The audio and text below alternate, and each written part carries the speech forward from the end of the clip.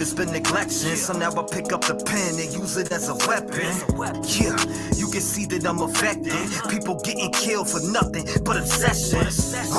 You need to look at your reflection and decide who you are. Stop acting disconnected. Got mothers killing kids. People could've lived. Well, I be on the mic, speaking how I live. Every day I wake up, it's another person that's dead, and YouTube has to solve it because the law is filling kids. I'm disgusted at the evil in the end, and if you connect the dots, you'll see the vision in your head. Why do people die as victim to the streets? They wonder why I'm up all night and can't sleep. I'll be the voice for everyone who can't speak. L.E.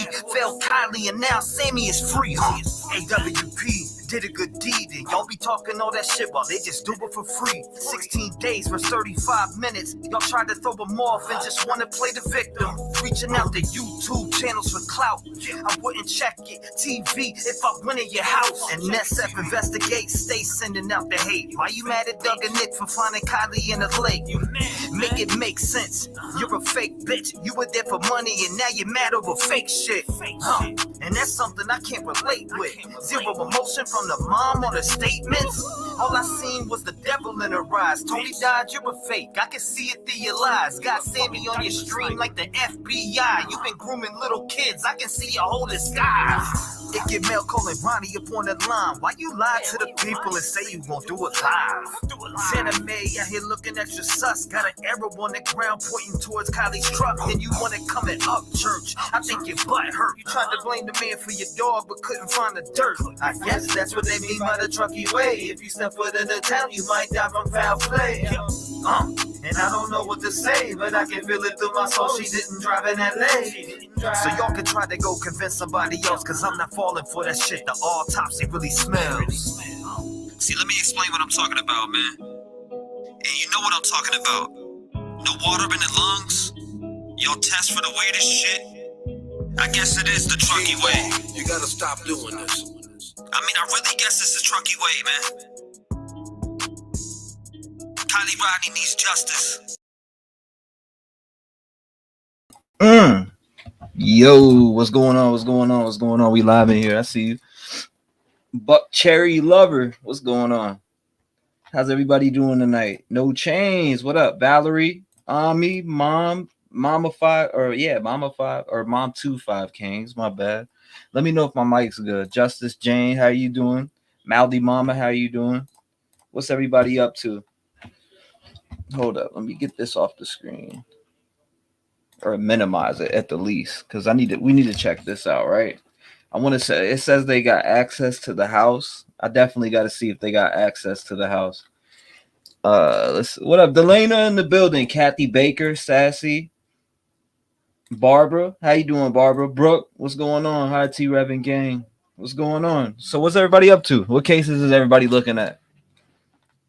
What's going on in the true crime field? What cases is everybody looking at right now? What has your interest the most?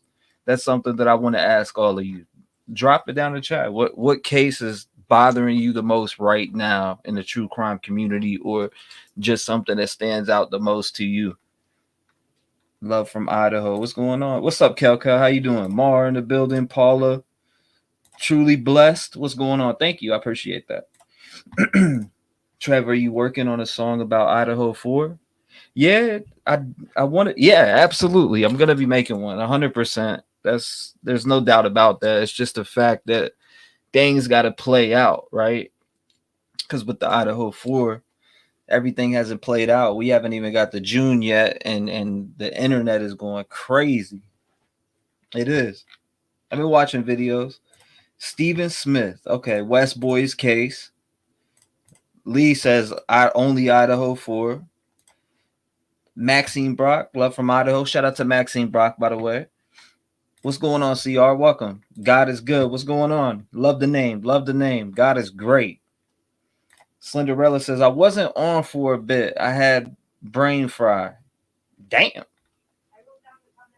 Kayla, what's going on? How you doing? Yeah, justice for Kylie Rodney, 100%. That's definitely going to be a case that I touch back on. I don't know how many people are interested in that, but I know that's the first case I even covered on YouTube in general. That girl that killed those kids in school In a school? You mean, are you talking about the Tennessee shooting? Which one? Which one are you talking about, Vegas? J-Rod Vegas. Idaho 4 says Amy D. Rachel, Kaden Young, and Emma Bailey. I'm gonna have to see. I haven't heard of either one of those. Idaho 4 is heavy on my mind. School shooting. Yeah, the school shooting is crazy. We definitely need to check that out. I haven't dug deep into it. I did watch a couple videos on it, but I haven't dug too deep into the Nashville school shooting besides what, I walked out and was watching it on the news, and then I looked at a few news clips on it, but I haven't dug deep into it. I'm researching if Manson murders was a hoax. You think the Manson murders were a hoax? What, Tate and all that? Maldy Mama says justice for the Idaho 4. No doubt. A lot of people have been requesting that. Idaho 4 is heavy on my mind. Bell says. Valerie says, woman kill husband on Facebook live in front of children. Oh my God. That's wild.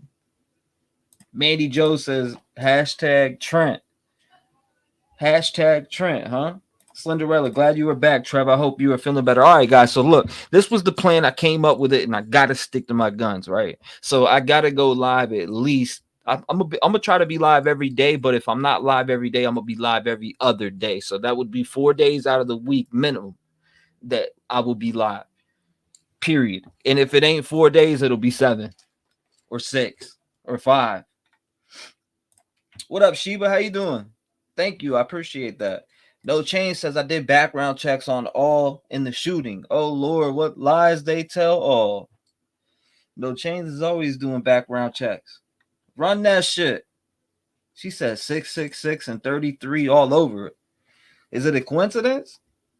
Kylie's Army, Alice says. Hey, look. I'm a firm believer that Kylie Rodney's foul play. I'm not a firm believer of the driving into the lake and you know what I'm saying, and her being disoriented to the point where she took the wrong turn and went straight into the water. I'm not one of those firm believers of that. I'm a firm believer that there's foul play, overdose at the most, and they didn't know what to do in panic and dropped that vehicle into the water, or foul play just in general, which is murder, allegedly, right? Nancy, what's going on? How you doing? Just Jen, Idaho 4. Okay. No conspiracy theory, says hi, T-REV. Lose yourself in the true crime. Glad you're feeling better. Yeah, always lose myself in true crime. Shit, we were just watching Murder in the Bayou, which Delana, she's from that area, so she put me onto it. We watched all 5 episodes this morning in Discord, which was a very good show. 8 prostitutes got murdered. There, that whole town looks corrupt. That whole town looks corrupt. What up, Caleb? Seen you yesterday over at Squirrels on Fire. What? T-REV looking through Kylie. I met you in Rev. Yeah, absolutely. I remember you, Caleb, very well. I remember you very well. From the jump, that's where I started my true crime journey on YouTube, was on Kylie Rodney. And I mean, we did 16, 19-hour lives on there faithfully. I mean, I fell asleep on stream. And it was like 24 hours. The damn stream wouldn't even upload to YouTube. Rasheem Carter. I haven't heard of that one either. I need to pull up Twitter, open up the let me open up my Google or my phone calls. Let's see. Okay. We got Twitter here. So I see something right now that says, okay, so it says we got an order to seal 1122 Kang Road search warrant for Kaylee Xana and Maddie's TikTok accounts from January 1st, 2021 to present. Brian Kohberger's Twitter accounts from 6/1/2022 to present. Oh, and his Brandy disclosure and requests for a protective order. Super interesting. In the District Court of the 2nd Judicial District of State of Idaho and for the County of Latah, the above matter having to become for the... Okay, all right, I see what that's about. That's, I don't know. It's just for the TikTok accounts. Like, what will you really get off of the TikTok accounts? I don't get that, but we'll find out. Let me show. The sign of the Idaho question. This video says, now when I looked at it, we're going to check it out. It says News Nation crew gets access to the Idaho killing house. I want to see what this is about.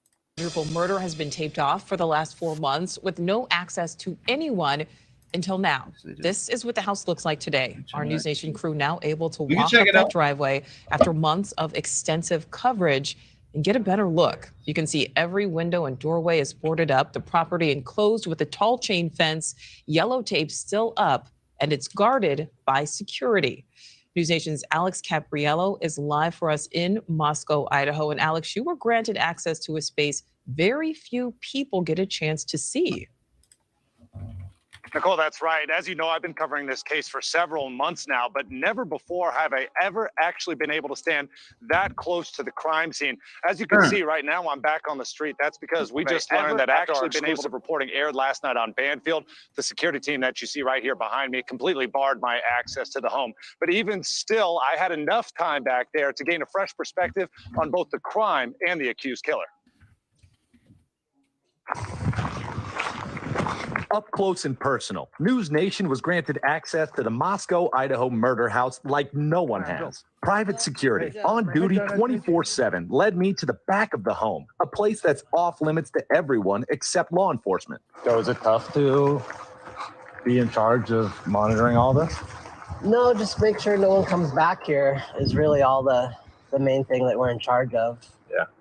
But as you can see, it's not fenced in, so, you know, people can walk around and take pictures. These private guards work 12-hour shifts every day. When a shift swap occurs, the guards will run a perimeter check, making sure the crime scene hasn't been tampered with. They allowed me to approach the door where accused murderer Brian Kohberger allegedly entered before carrying out the massacre of 4 University of Idaho students. It's a scene frozen in time. The backyard littered with reminders of the fun these college kids once had. But obviously the big change here, everything boarded off. Windows, doors. This is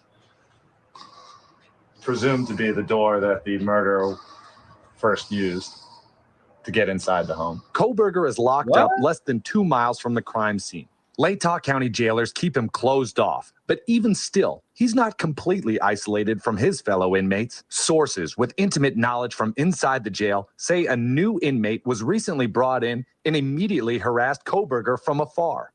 "I'm going to kill you, Kohberger," the source claims the new inmate shouted.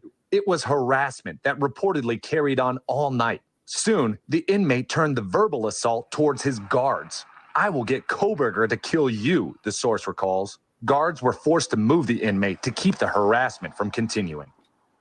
What? And keep in mind, the Latah County Jail is only a 2,000 square foot facility located on the basement of the courthouse. We're told that Kohberger mostly keeps to himself, has lost a significant amount of weight over the past few months, and also receives weekly worship with a local pastor. Nicole? All right, Alex, thank you for that. Well, tonight on Banfield, an exclusive interview with Kohberger's jailhouse pastor. What life is really like for the alleged killer. It's tonight, 10 p.m. Eastern, only on News Nation. Thank you for watching. Go to newsnationnow.com to find News Nation. Go to newsnation.com where we got access to the house. You didn't get access. You didn't get inside. You may have got on the property, but that's about it. Extremely corrupt. Yes, I love true crime with conspiracies. There's a lot of those out there. There's a lot of those out there. I mean, if I think something is corrupt, I will throw some conspiracy shit together for real. But I don't know. Caden Young, UOFL student, fentanyl death. Emma Bailey was arrested in connection to it. Okay. So what? For selling them the drugs or what? Is that what you're saying? Thank you, Mom, the Five Kings. I appreciate you. Okay. What happened to Kylie was criminal no matter what. In the lease, someone served a minor alcohol, drugs, and it was most premeditated first-degree murder. I think there's a lot on the TikTok accounts. So what do you think would be on the TikTok accounts?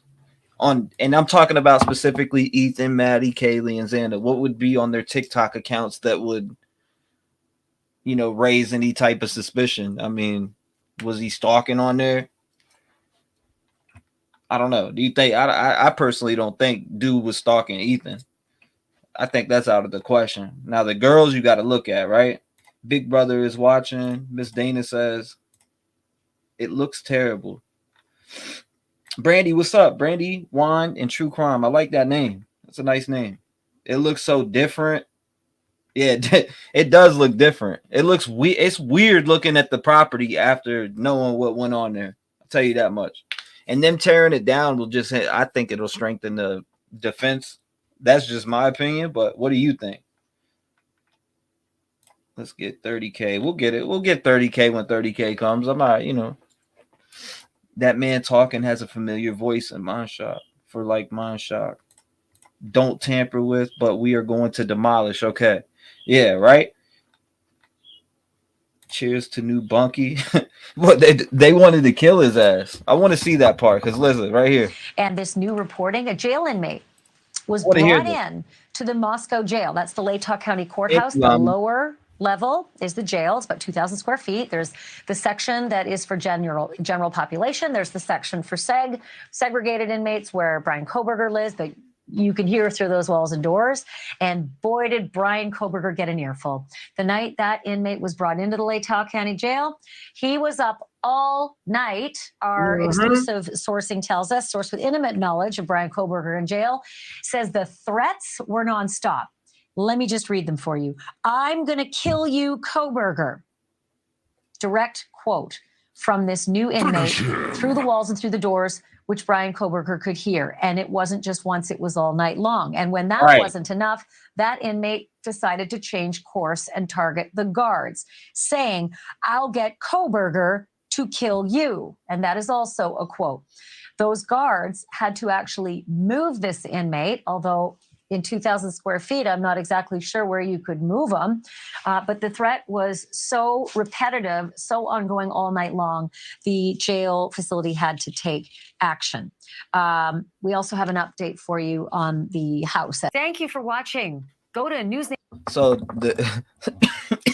let me get this right. He wanted to kill him. I don't know. There's going to be a lot of people that want to kill him because just for the fact that his name was all over and everybody's probably heard of it. And everybody that's in jail's heard of it.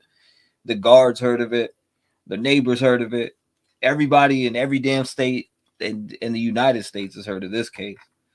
There ain't no doubt about it. Maybe no jury. You think so, Karen? You think there's going to be no jury in this case? So you think that he's not going to take it to trial? You think he's going to take a plea deal? You really think he's going to take a plea deal? Because that's what that pretty much would mean. He's taking a plea deal. He's going to go in front of the judge. Drip. Today, Chief. Fire. Appreciate you, Serena.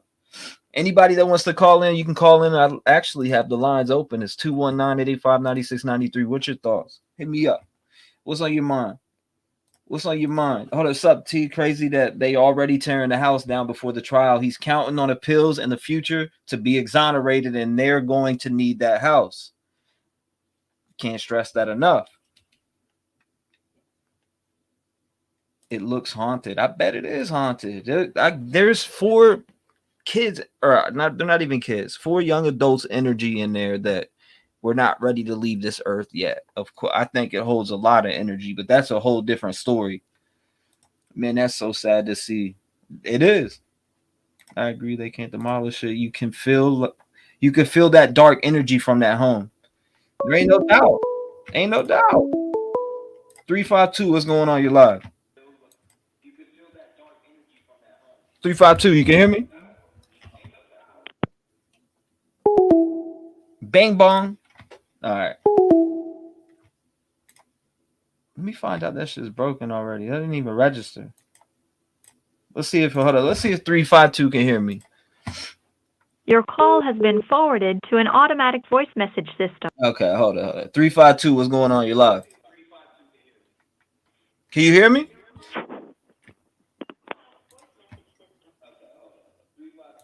You may hang up or.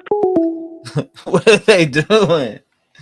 I think you read my last comment wrong. I wasn't saying it for sure was premeditated, just that it could be, but either way, it definitely was criminal.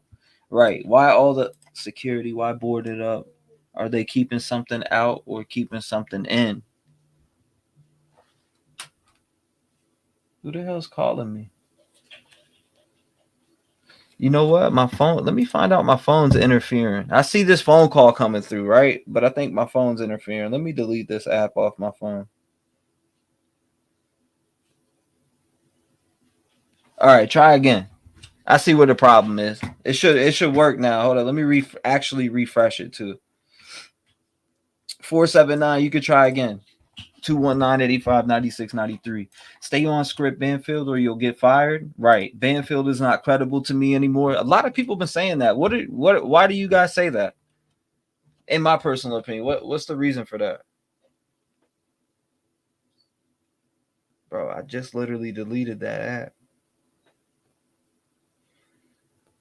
Hold up. Let me do this. I gotta close it down and reopen it because it's fucked up. All right, so let's go here.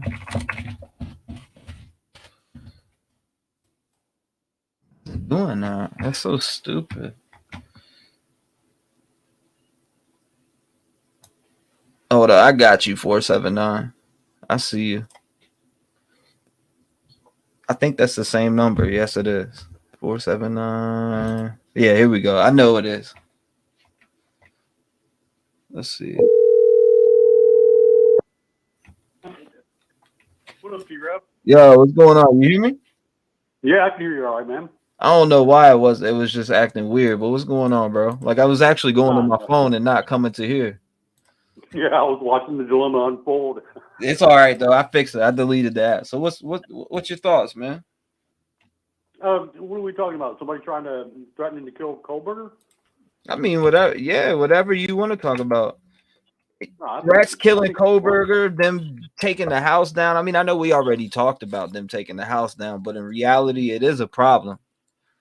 You know, it can be if, you know, I had messaged or I left a comment on that video earlier today. I think they're going to ask for a change of venue anyway.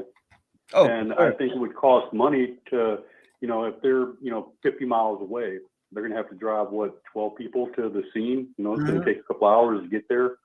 And I don't know. They might do it. I mean, if they change the venue, then I don't know if they would want to pay to, you know, I don't know, dude. I don't know. I think it's, like I said, I mean, a lot of good times happen in that house. And because of BK, it's all going away. And I think it's a shitty thing. But as far as them tearing down the house, it's going to have to be done eventually. I would, if they're going to keep the case there in town, then yeah, I'd like to see the house stay up. At least until after the trial. But that could be, you know, another year down the road. We don't know. Some people seem to be thinking he's going to take a plea deal, which I just don't think he will.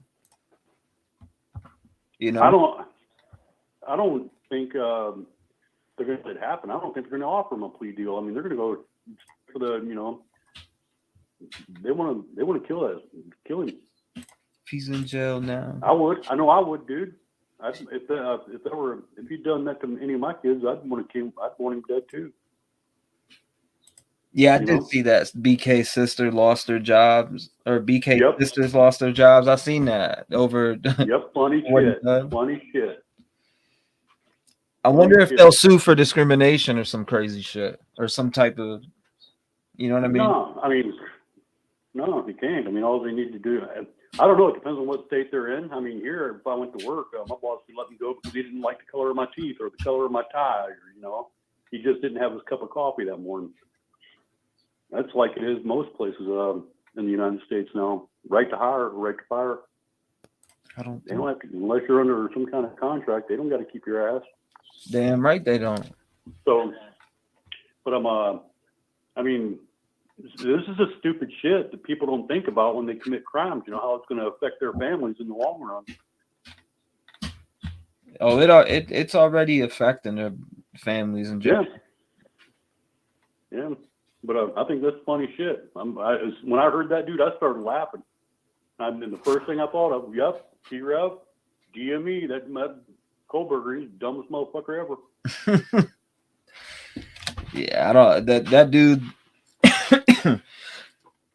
That dude's facing a fucking lot of trouble, bro. I'm telling you. I feel like I said on my, it wasn't my last stream, but it was a stream before that. I swear they got some ammunition on him. I feel like, and I feel like it's gonna come out and it's gonna change a lot of opinions. But I don't think it'll change the opinions of the people who are saying, "Oh, it's a cover up," because there's tons of I've seen a lot of those videos.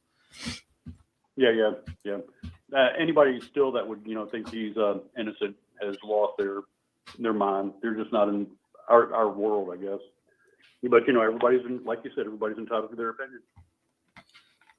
Oh yeah, but as far as there's tons of threatening to kill him, I'm good. I mean, I'd threaten to kill him too. I mean, back when the Manson gang, Charlie Manson, back when they were caught, I think it was Sharon Tate's dad. I'm not sure if it was him. He said that if Manson ever got out, he'd fucking kill him. I know Zach Baggins owns a lot of Charles Manson's, like his TV from his prison cell, and I think what he was wearing when he died. I was like, damn, that's crazy. That shit probably holds some devilish energy. Yeah, I'm sure. I'm seeing a lot of fucking stuff coming out online about him, man. That shit cracks me up. Coming out about who in general? Huh? Coming out about who? Zach. Yeah. What Nick? Yeah. I think it's bullshit. They're just screaming for clout. That's all that is. That's it. I don't believe a word he said. You wait 9 years to complain about. You think that he's blocking you from these TV stations? Like, stop it, please. Yeah. Don't flatter yourself. Before. You know when you're blacklisted, and I've been blacklisted before. There are a couple of pubs I'm not allowed in no more. The Scottish guys, man, we get rowdy. No doubt. Banfield. But what was she talking about? I didn't watch. I caught you 18 minutes in. What'd you say now? I caught you 18 minutes into your show, so you. They really do like milking their shit out, don't they? Who?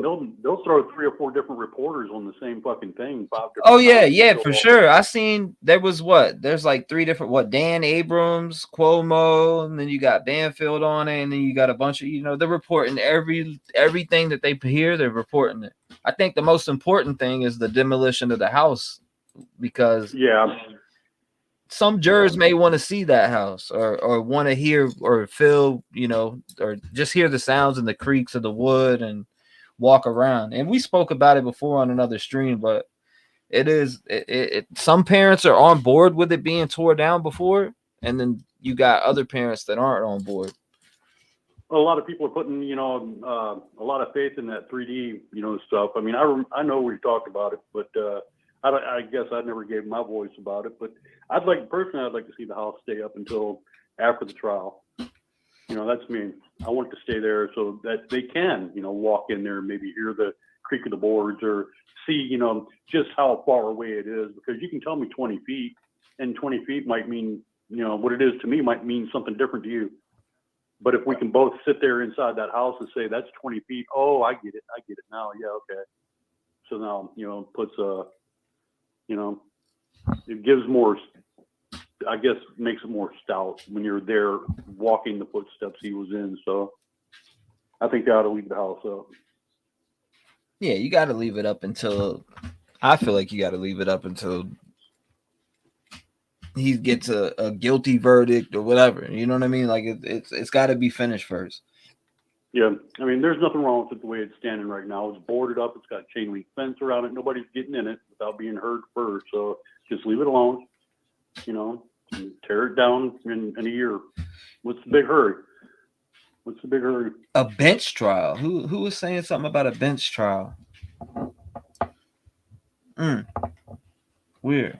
Anyway, man, I appreciate you giving me a holler back. Yeah, no doubt, bro. I appreciate you calling in, man. God bless you and lock your doors. You know the drill, man. I'll hear from you again. Yeah, you will, man. All right, you stay cool, dude. Love you. Yeah, love you back, brother. Shout out to him, man. Damn.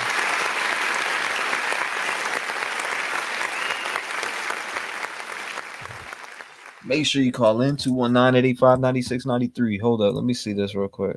What is it right here? I have now This is learned what they talk that about. Kohberger's two sisters have both lost their jobs since the murders and were let go because of their relationship with their brother, Brian Kohberger. Kohberger's older sister was a school counselor, and we know his younger sister, at one point at least, was working as an actress. Both of Kohberger's parents are retired, and I'm told the family is in very, very bad shape financially right now, especially because the sisters are now unemployed. You'll remember we caught a glimpse of Brian's dad riding in the car with his son when Indiana police pulled Kohberger over in December as he was making that cross-country trip from Idaho to Pennsylvania. That was just weeks after the murders. I've also learned that the family has not visited Kohberger in jail. A lot of people have been asking me this on Twitter over the last couple of weeks, whether or not they've made the trip back to Idaho to visit the jail. They have not. Though I've been told that they have talked to Kohberger on the phone. You remember the statement Kohberger's parents initially released back in January expressed condolences for the victims, but added that they will continue to love and support our son and brother while promoting his presumption of innocence. And now we know that even his sisters just being related to Kohberger has really taken a toll on their livelihood. What's up, it's a situation my next guest, unfortunately. Let's see who this is. 603 on with me. You're live. What's going on?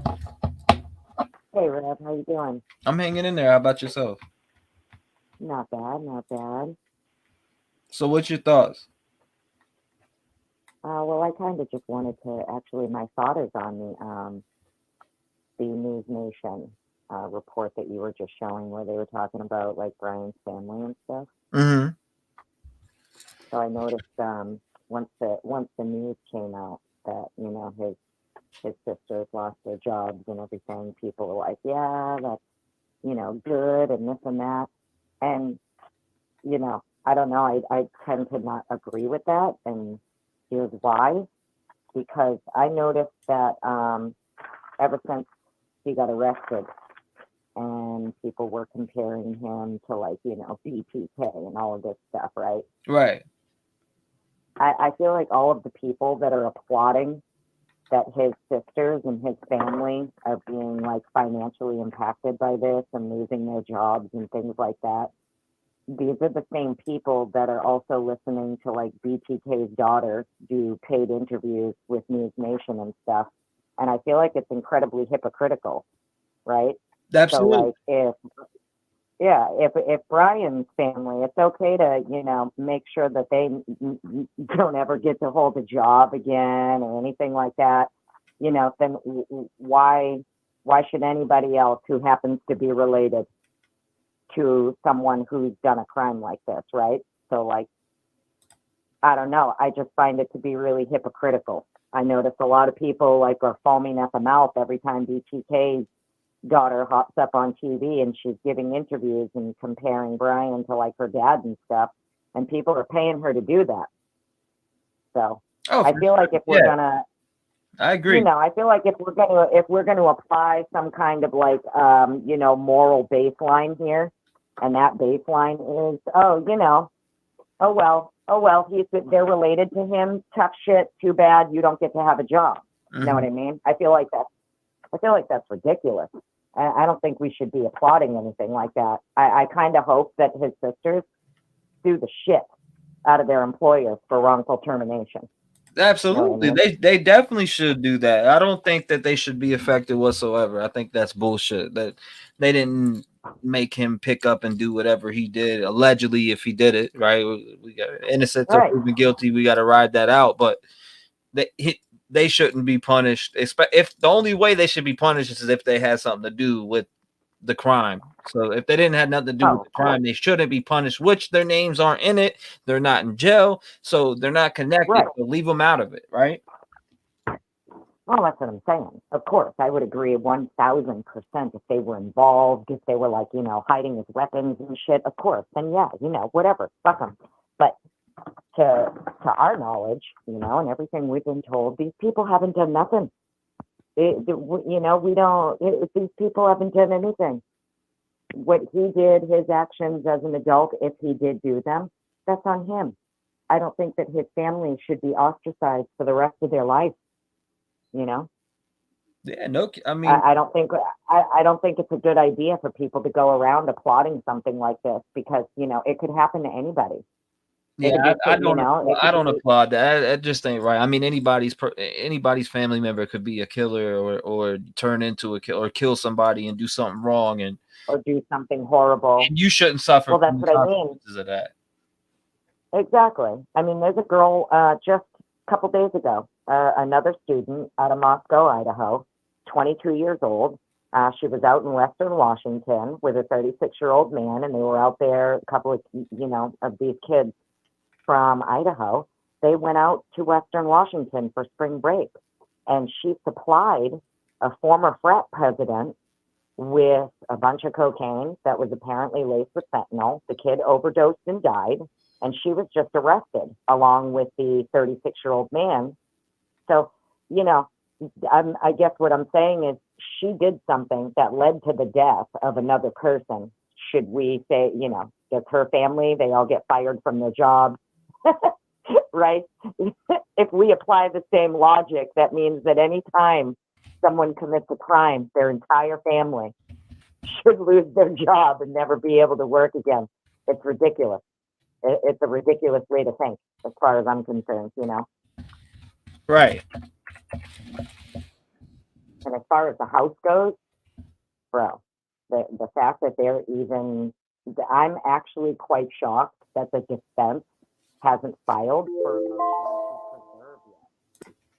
They haven't filed for what? No, they haven't filed for a motion to preserve. Right. I find that so strange. Like, I know that they did the you know, the 3D scan of the crime scene and everything, and they've got like 4,000 photos and whatever. But I know if I was on the jury, I would absolutely want, I would want to hear everything. I'd want to hear what it sounds like when the sliding glass door opens.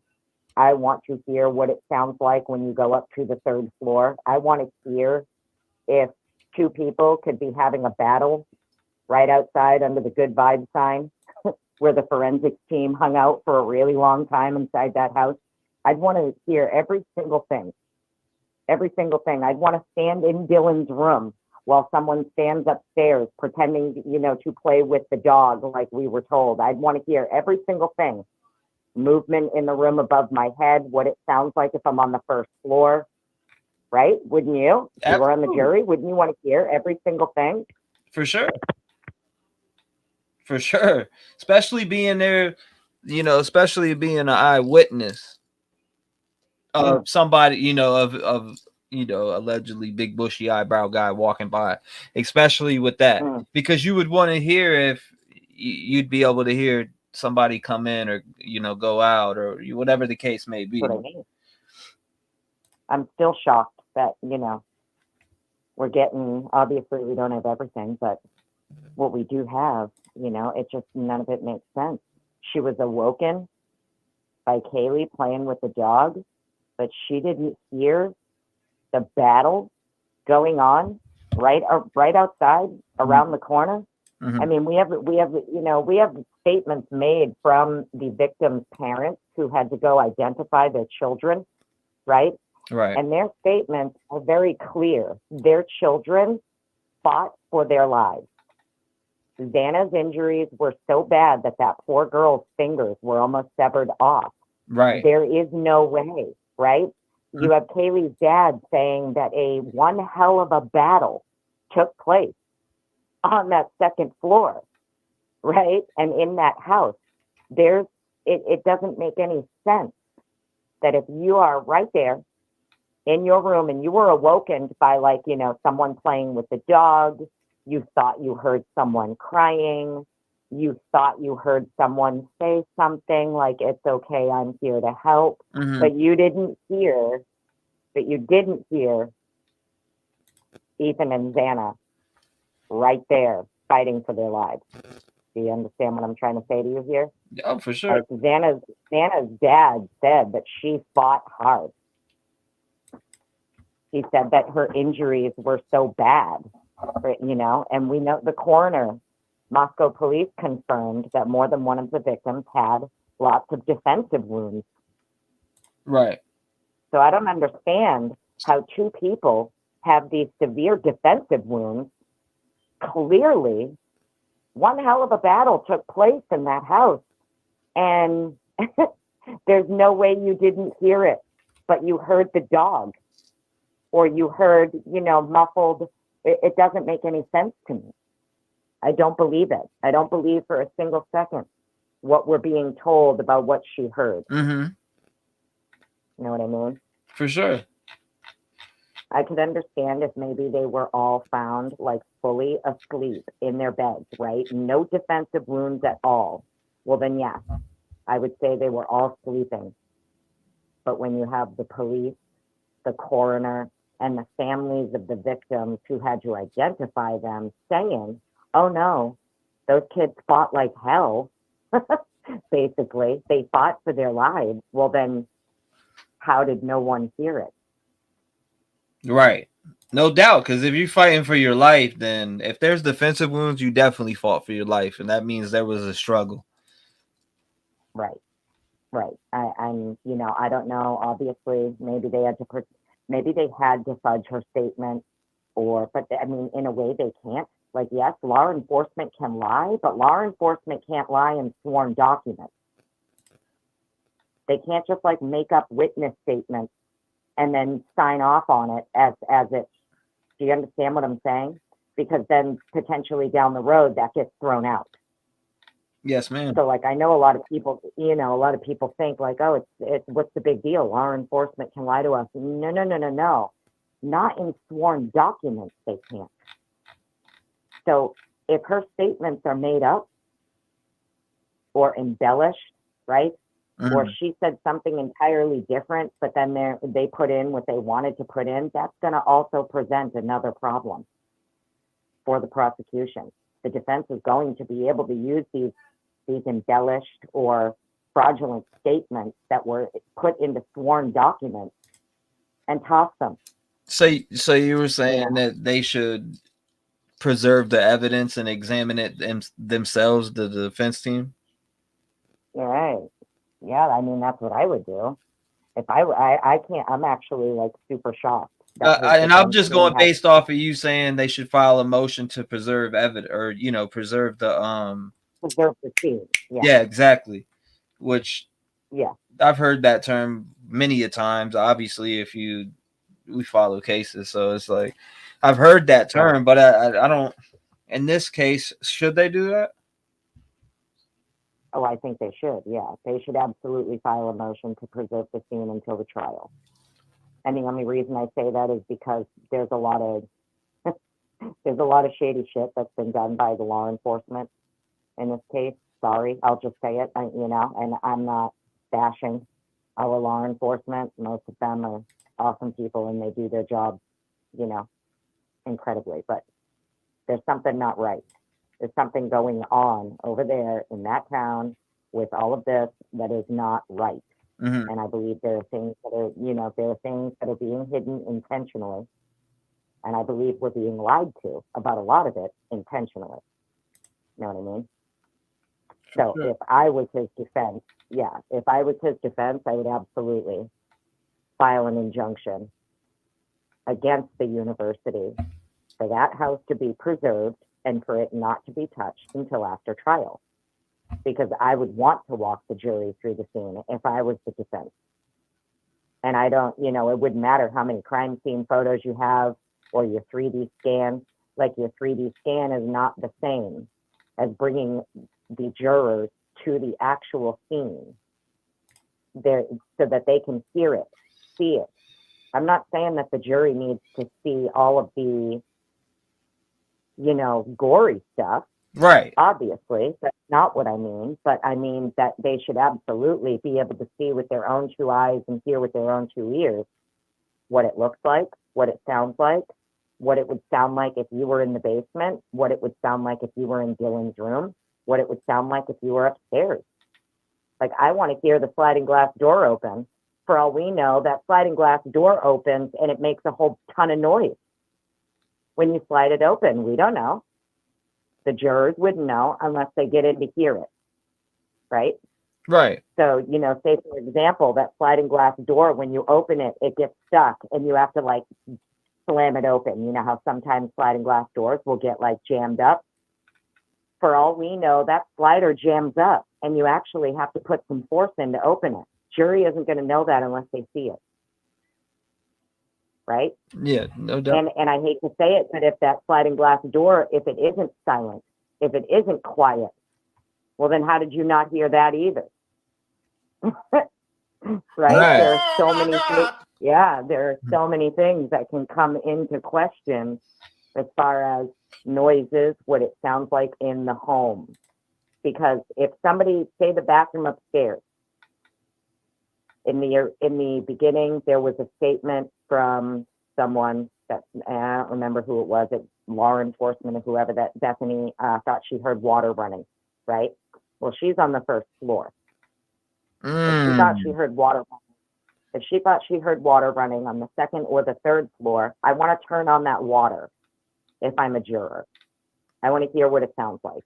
I haven't heard someone bring up that in a while. Yeah. Oh, that's what I mean. That was something from like the very beginning that I noticed, you know, kind of got forgotten about. But there are so many different variables when you have a home like that. And we're talking about, you know, I want to be able to visualize, if I'm a juror, exactly how this person got in, did what they did, and did it in under 8 minutes and got out like a ninja, like John Wick. Know what I mean? For sure. Because that's what we're being told right now. We're basically being told to believe that this dude is like a criminal mastermind, Jason Bourne type of character who also cuts himself shaving and leaves behind sheep. What would you say to people who say, why would the juries need to walk the house? Like I just said, because for all we know, because the jurors would need to hear what the doors sound like when they open, what it sounds like people coming up the steps. If someone turns on the water, where are you going to hear it? Do you hear it through the whole house? Do you only hear it downstairs? What does it sound like? What if the sliding glass door makes a bunch of noise when you open it or close it? Well, that can factor into the defense being able to say she's lying. She must have heard it because, as you can see, this sliding glass door makes a bunch of noise when you open it. No doubt. I'm just looking at it from, I'm looking at it from like a defense perspective. I understand everybody else is prosecute, which is probably why I go more for the defense side, because I feel like there has been such a concerted effort that the public, it's like 85%. It's mostly probably, I'd say 85%, everybody on the prosecutor side, and then you got that small 15% that looks at it from a defense perspective. So yeah, and it's sad considering, this is the United States of America, where everybody is presumed innocent until proven guilty in a court of law, not proven guilty by the fucking media and their slanderous rhetoric all day. Know what I mean? We shouldn't be persecuting people just because, Banfield and Nancy Grace, like everybody gets so over emotional. Right. And then because everything is emotion driven, not fact driven, a lot of people are just going on their emotions, and it creates such a hyperbolic, like we have people coming forward now talking about how, what are you talking about? Brian's an incel. Brian's never had any problems getting girls. Right. You know what I mean? Like there are friends of his that are like, the person that you guys are talking about is not the person that we know. Now, I'm not saying he's innocent. What I'm saying is that you will not get anything presented to you in the media other than, nope, that's it. He's guilty. Don't question anything. Don't ask questions. Don't, just believe what we tell you.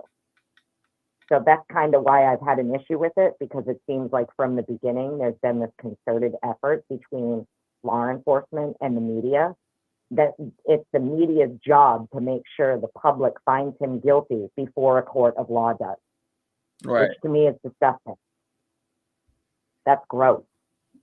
That shouldn't be done to any. Me, I like to make my own opinion. Like I'll look at different things, but I like to see what facts are based around the case and then go with that. That's why I'm waiting for the evidence against him fully, because I know that we don't know all the evidence yet, and that's not going to be put out there until maybe June. It may come out June-ish. Will it? I don't know. But I'm talking mostly about the mainstream media. Oh, for sure. Mainstream media is pushing it hard. They're not. I mean, it's in the main. If you look at mainstream media every time, I mean, he's the guy 1,000%. Well, right. Right. I get it. I get what you're saying. You know, and I actually feel bad for his family because, like we just spoke about, as far as we know, his family is not involved in any way, shape, or form. So these people should not be being harassed, slandered, fired from their jobs, treated like, lepers of society because of something he did. If he did do it, he's an adult. He's responsible for his own actions. That's a fact. I don't like the hypocrisy surrounding it. I don't like it that it's okay for BTK's daughter to be hopping around to all of these news stations doing these paid interviews. She can be employed. She can make money. Her father's one of the worst SKs on the planet, and nobody has a problem with her being employed. Right. It's true. It's true.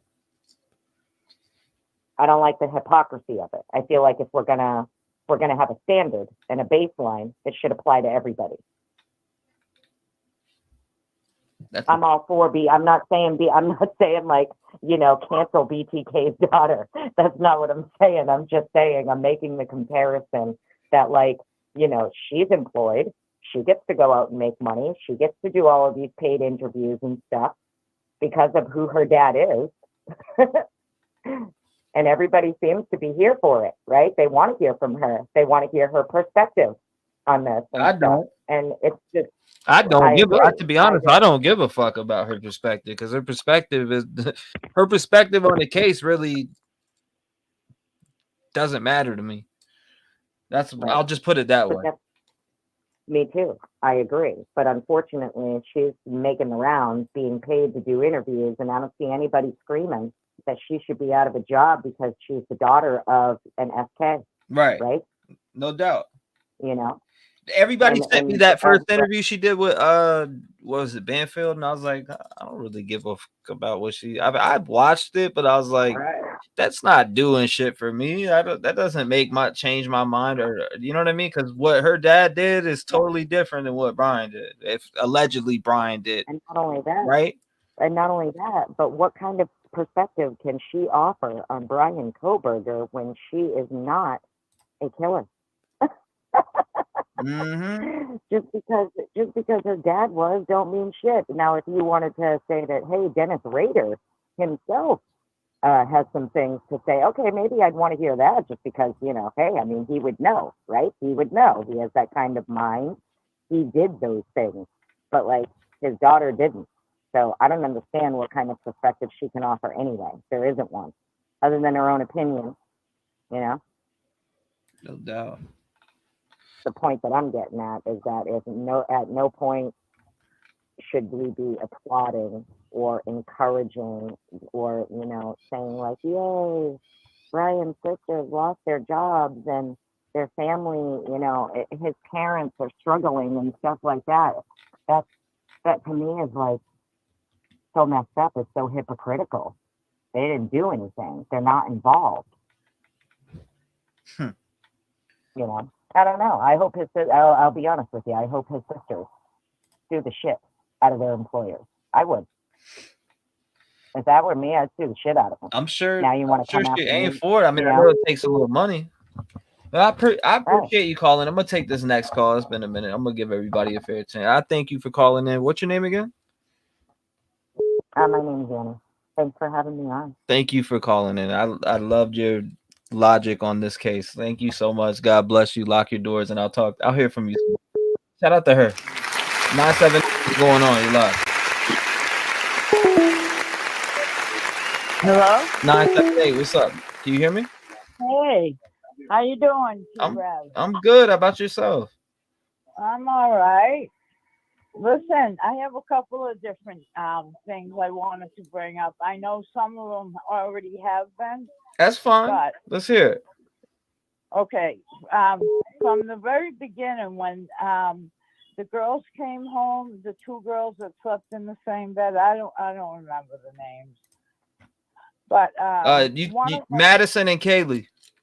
Okay, who's the one who had the boyfriend that they had just broken up with? Kaylee. Kaylee. So, and they said that she kept calling her boyfriend, right? Mm-hmm. Yeah, she called him about. I think she called a total of 9 times or 7 times within that range. Right. So I think that maybe there was something like left on the bed that, like, maybe she thought something was like, you know, he was joking around and maybe left the knife on the bed. And that's why they said, and then when she kept calling him, maybe she thought he was like in the closet and gonna come out and be like, yeah, whatever, you know? Right. And like fuck with her head. Mm-hmm. And so when so I'm thinking that maybe, you know, Brian was in the closet, or, you know, because he got there before they did. Right. So possibly it could have been, that's why she kept calling her ex-boyfriend or whatever they, and maybe that's why, because she thought that it was him. Maybe they heard him and like there was something going like fishy, and they sensed it when they got in the room or something. And that's why she, Dylan said, oh, well, you know, someone, she heard someone, one of the girls say, I think someone's here. And then Dylan said that, then she said, she heard her say, oh, you know, I'm just going to help you. So maybe she got it wrong. Like, you know, obviously she got it wrong. And then I had another thing I wanted to say, but I'm really nervous. I've never called. I tried to call you once before, so I probably sound like a fucking weirdo, but I just have my own theory that I think that they, you know, that there's a possibility that he was like hiding out there, and when they got home, he was already there. And I also, someone was saying about the roof, like, oh, he couldn't get on the roof because it's flat. Mm-hmm. Well, my brother's been a roofer his whole life. And you know, you can get on a flat roof, you know what I mean? You can do that. It's not like, you know, you're going to slip off and fall and break your neck if you're, Oh my God. You know what you're doing, you know? So, for sure. You know, I don't know. It just, and the thing with his family, they shouldn't, you know, fire anybody in his family or anything. But I'm sure they looked into it before they did, because they know they get their asses sued off. So they must have somehow checked into it and then just let them go. Or one of them's an actress, so they probably just don't hire her anymore. And I don't know, the other one was like a school counselor or something. And that, I don't know, you know, but I do think that, you know, I don't think it's right that they do that, because I have people in my family that have committed crimes. And, you know, I don't want to be responsible for something that someone else has done. Right. So anyway, I don't know. I'm so glad I got through to you. I know I probably sound crazy, but no, you don't sound crazy. You know, I just, but I think you're awesome, and I really love your show. It's great. Thank you. So I know everybody's gonna disagree with me, but I just have a funny feeling about like when they walked into the room, and they might have seen something, and that's why they kept calling the boyfriend, thinking maybe he was playing a joke, hiding in the closet, and they're gonna come out and scare the shit out of him. And, because that's what I would do. If I walked in my house and, like I seen, and I'm not saying, no one ever said they seen anything. I'm just saying if something was like, how you get a gut feeling, about something, like if you walk in your house and someone's been there, you can just tell. Right. Like you know what I mean? You have that, like someone's been in my, or, I get that feeling, So maybe, I don't know. I mean, it could be like, I really think he was already there though. And I do think he is guilty, and I don't care who doesn't like it. That's my opinion only. Yeah, and I respect that. Yeah, so I just, and I think everybody on here has great, like they analyzed a lot of things. I seen someone say, "Oh, some of us do our homework or look up stuff." Well, we all don't have time to, who the fuck wants to look up everything about Brian? Like, that's why it's so good to talk to you about it. And everybody has their own different opinions and everything. And I think it's a good thing, that you're doing. So I really love you. I wish you all the best. I'm glad you're back. I missed you while you were gone. Well, thank you. Yeah, and so just take care of yourself, and everybody take care of your mental health, because it is important. It really is important, and I know that. So, Absolutely. Sometimes life gets you down, but just try to hang in there and do the best you can. But that's just my opinion. So I'm sorry if I bored you guys. But... No, you're a sweet caller. We appreciate you. Oh, thank you. And you take care of yourself and everybody else. And I'll call again. Well, thank you, ma'am. I appreciate you. Thank you for having a voice in the community. And I always want you to speak your opinion when you call up. Always look at things for yourself and come up with your own conclusion. Don't call me ma'am. You make me seem so old. Well, I don't know. My grandma used to wash my mouth out if I didn't put ma'am or sir before I spoke to somebody. So it's just like a habit, Yeah, no, and I am older. So I just, when you say it, it just sounds so funny. I don't know. I don't get called ma'am much. I'm from the north. Well, I appreciate you. What's your name? Where are you calling from? My name's Anita. Anita, thank you so much. You are a sweetheart. God bless you. Lock your doors. Stay safe. And I can't wait to hear from you again. All right. And thank you. And God bless you too. Take care of yourself. You too, man. Thank you so much. Bye-bye. Shout out to her. What a sweet soul. 219-885-9693. Light it up. Already when someone else was driving this. Suggest the car was seen at specific times. 479, what's going on?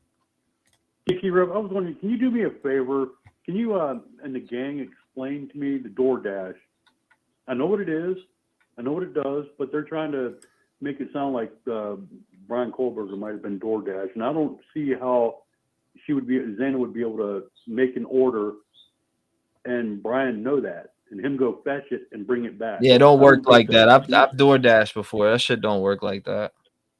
I mean, is it even feasible for him to be DoorDash? I mean, could Brian have been a DoorDasher? Absolutely. But in the simple fact, I've DoorDashed with my girl. We've drove around and did DoorDashes. Orders come in.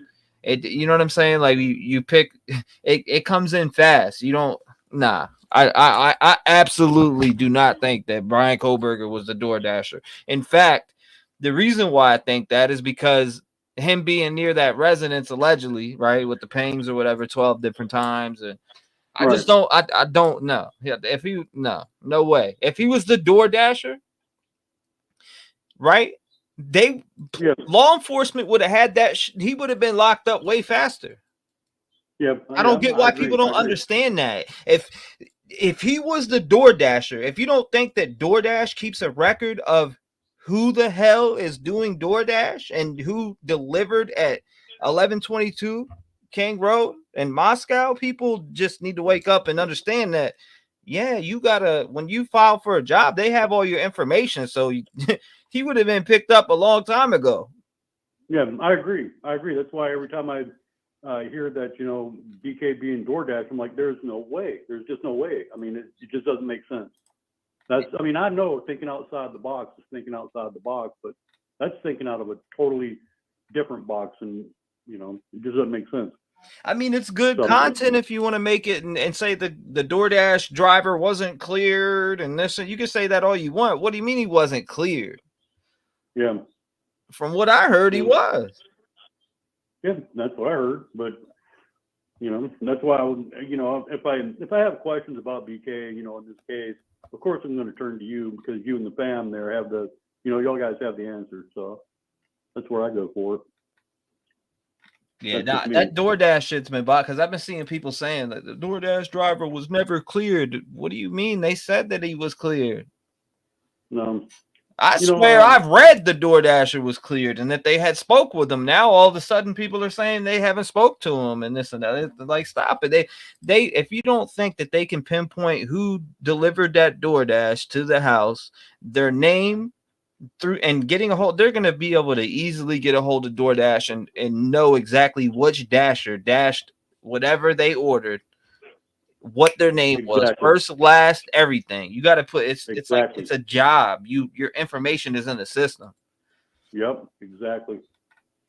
Well, I'm glad you put some light on that subject, because there's a lot of people just going stupid about it, and I don't get it. I don't know. I mean, I knew that there was no way he could have been, but I just wanted, maybe that one was missing something. So I figured I'd give you a call and see if you could help line me out on it. Well, the thing is, the reason I know is because my girl, like, she DoorDashed, and I would go with her all the time. And when she first started, I'd seen how she started. She had to send in her driver's license and all that shit. Do they have all your information? If it was the DoorDasher, right? Yeah. They would have been on to dude from the jump. Yep, I agree. Hey, I'll respectfully disagree with a few of the callers and comments coming in about his sisters losing their job. I think it's a good thing, because I mean, if you look back over time, let's look at the movie The Untouchables with Robert De Niro. When dude comes in and messes with him, Robert De Niro's walking, he's having his moment, saying he wants the dude dead, he wants his family dead, he wants the house burned down to the ground. I mean, it just goes on and on like that. And, and that's just the thing. I think it sends a strong message to anybody that wants to get stupid and do something like this. Hey, you need to think of the ramifications that are going to ripple off from your actions. I think it just sends a strong message. It sucks. They lost their job. It does. It sucks. Nobody likes losing their job. But you know what? I know that you didn't commit that crime, and allegedly, BK, but shit happens. Okay, that's just it. Right. I have the power. What happened was a shitty thing, and what I'm doing is a shitty thing, but doesn't even compare to the shitty thing that BK allegedly did. So, with that being said, that's a good thing that Chico Antique just said. I didn't mean to cut you, but that's also a great point. His phone was off. How you door dashing with your phone off? You need to know where the location you're going. Yeah, no way. Okay. No way. I bet my channel that it wasn't no DoorDasher. Yeah, I agree. you know, and next time I hear something like that about DoorDash and BKB and DoorDash, I'm just going to, you know what, I'm going to go make dinner. I'm going to go find something else to do. I'm not going to listen. I'm not even going to waste some time listening to it. It's just a dead duck to me. Yeah. Nah. Anyway, again, T-REV, thanks for taking my call and lining me out on that. Like I mean, it's great content for a creator to make and put it out there. Yeah. I can prove the DoorDasher was never cleared. All right, that's great content to put out to people and get everybody riled up talking about it. Yeah, but no way. His phone was turned off. There's no way. Yeah, I agree. I mean, again, you know, nobody gets tired of talking about this case. It's probably the biggest case worldwide, even though there have been other shittier cases that have gone on. But I don't know. It just mystifies me, and everybody just wants it to hurry up and move forward quicker to see what happens. And that's where I'm at with it. I want it to move on forward. It's just, man, you know, with this case, it being how big it is and the amount of people that it draws in, because it touched everybody's heart in America and nationwide in general. And yeah, so you know, people are gonna keep creating content on it and putting things out and reporting every little thing, which, you know, we're going to speak on it. It's a case that messed with us all. I mean, we were live, 7 days, damn near a week, 8 hours a day at minimum, 7 hours minimum. And oh yeah, you know what I mean? So it's one of those cases where it just touched everyone, and everybody's just been in a big uproar about it. And content is going to keep coming out from creators, from news stations, from, you know, even us talking as people. The conversation is going to come up until the resolution. And even after the resolution, there's going to be people talking about this case for a long time, just like the Casey Anthony, just like the OJ case, just like the Murdaugh case, just like, you know, all these different cases that have been front headlines. It's going to be that for a long time. This is going to be one for the books, and it's going to be spoke about for a long, long, long time. I'm telling you. Yeah. The ones I like talking or listening to are, you know, the creators that are talking about, hey, this is what he's going to expect when he gets into prison. Will he be respected? Will he be hated? Will he be shanked as soon as he gets there? Will they, you know, this and that? I kind of like hearing those theories. I mean, anytime they talk about, you know, BK allegedly, if he did this crime, him going to prison and stuff like that, how long he's going to last, you know, I like to hear the, you know, the side where they, you know, I'd give him a week. I'd give him a week. That's where I'm at. If he goes longer than a week without either hanging himself, I don't understand why people don't remember that the police mentioned that they talked to the DoorDash driver. Why don't people remember that? Well, I mean, dude, or am I just confused? Or am I confused and saying, or am I confused with the Uber driver? Because that could be the, you know, I could possibly be nailing on that. I could be thinking it's the Uber driver because I remember they did clear the Uber driver or whatever. Maybe, or, you know, I don't, maybe it wasn't mentioned about the DoorDash driver and I'm just mistaking that for the Uber driver. No, that's the whole thing. I mean, because when it first came out, there was so much that came out in the beginning, even though it was very little, if that makes sense. But the Uber driver, no, it wasn't an Uber driver. It was a private driver. No, it wasn't a private driver. It was a friend of theirs. You know, everything changed because at the time, I guess, I'm just going to say they just didn't fucking know. They're just shooting in the dark. You know, we'll call them Uber until we can clarify if it was Uber or not. Mm-hmm. Do you work for Uber? No, I'm a private driver. Okay, well, now I was a private driver. Are you a friend? Yeah, I'm a friend of theirs. Okay, well, now it's a friend of theirs, you know. So it's a friend, it's a private friend's driver that drives for Uber. Who knows? So, you know, there's so many different ways they wanted to twist it as it was moving along. That's how I feel about it. But what do I know? Anyway, I want to hear from Papa Sal tonight. I want to hear his theory on whether or not, you know, the sisters losing their job was a good thing or not. Personally, shit rolls downhill, shit happens. You know, and that's a strong, you know, precedence for, hey, this is what happens, you know. It's moving forward in life. Yeah, if I were them, I would have changed my name as soon as this happened. I would have changed my name, and, you know, now you go out and they can collect unemployment, spend the $500, $600, get your last name changed, get another job. Life goes on. And don't ever talk to your brother again as long as he lives. You'll be fine. No doubt. They're saying that somebody said that the DoorDash driver wasn't cleared. I'm sorry, but every DoorDash driver is tracked, license plate, their driver's license, all that is in the system. They have that. I don't. If people think that law enforcement and FBI is going to overlook a DoorDash driver and they're that stupid, no way. No way. I mean, I can't just walk into a restaurant and say, hey, I'm here to pick up an order. Okay, well, who are you? Who do you work for? You know, what order are you picking up? Well, I'm picking up an order for, okay, well, I mean, it's all tracked by phone, dude. I mean, I've done it before where I've ordered food from like another one of them companies, and I've got a map, you know, that tracks my order. It shows me right where that dude is and right when he's going to be on my street. You know, so if I can track him, everybody else can. The FBI, police. Yeah, no doubt. I like to hear people talk about Harsh. Dr. Thrifty, I see you down there. I see the message. Harsh, that dude. I don't care what nobody says. I think he's a fucking weirdo. Am I guilty? Did I mention somebody other YouTube channel? Nah. Other people. Okay, you know what, man? I had to put a stop to people mentioning other YouTube channels for one reason or for two reasons. For one reason, people will come in here and vent about other other creators, right?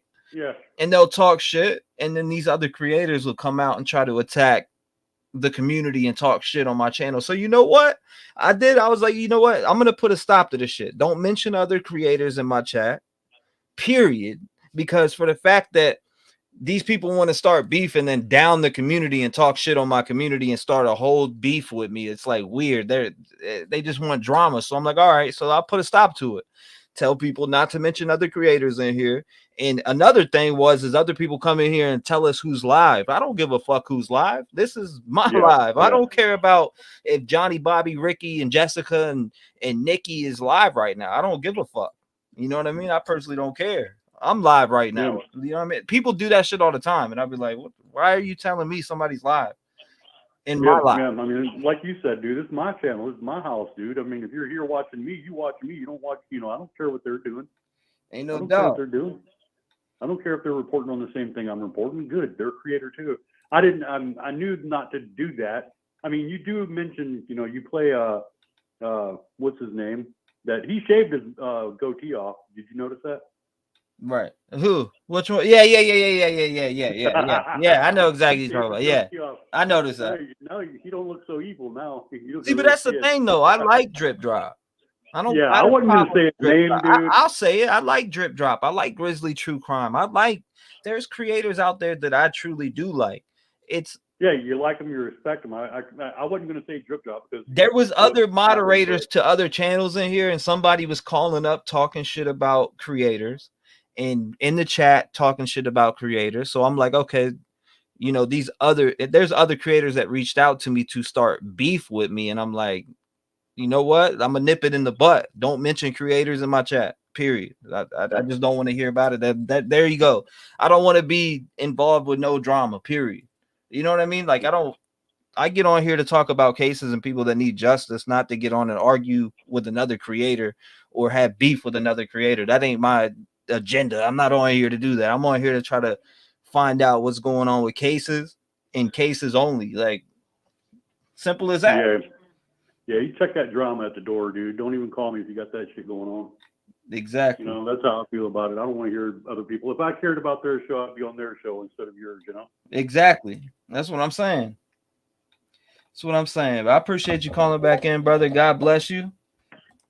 Thank you, sir. God bless you too. And family. I'm going to hear from you again, man. I always do. I do every time. Yeah, buddy. My man. We'll talk to you later, man. Lock them windows, lock them doors, and get you a beer out the fridge and sit back and relax. Well, thank you, Chief. I will. Smoke one for me, man. Right on. You got it. You remember that shit, dude. Right on.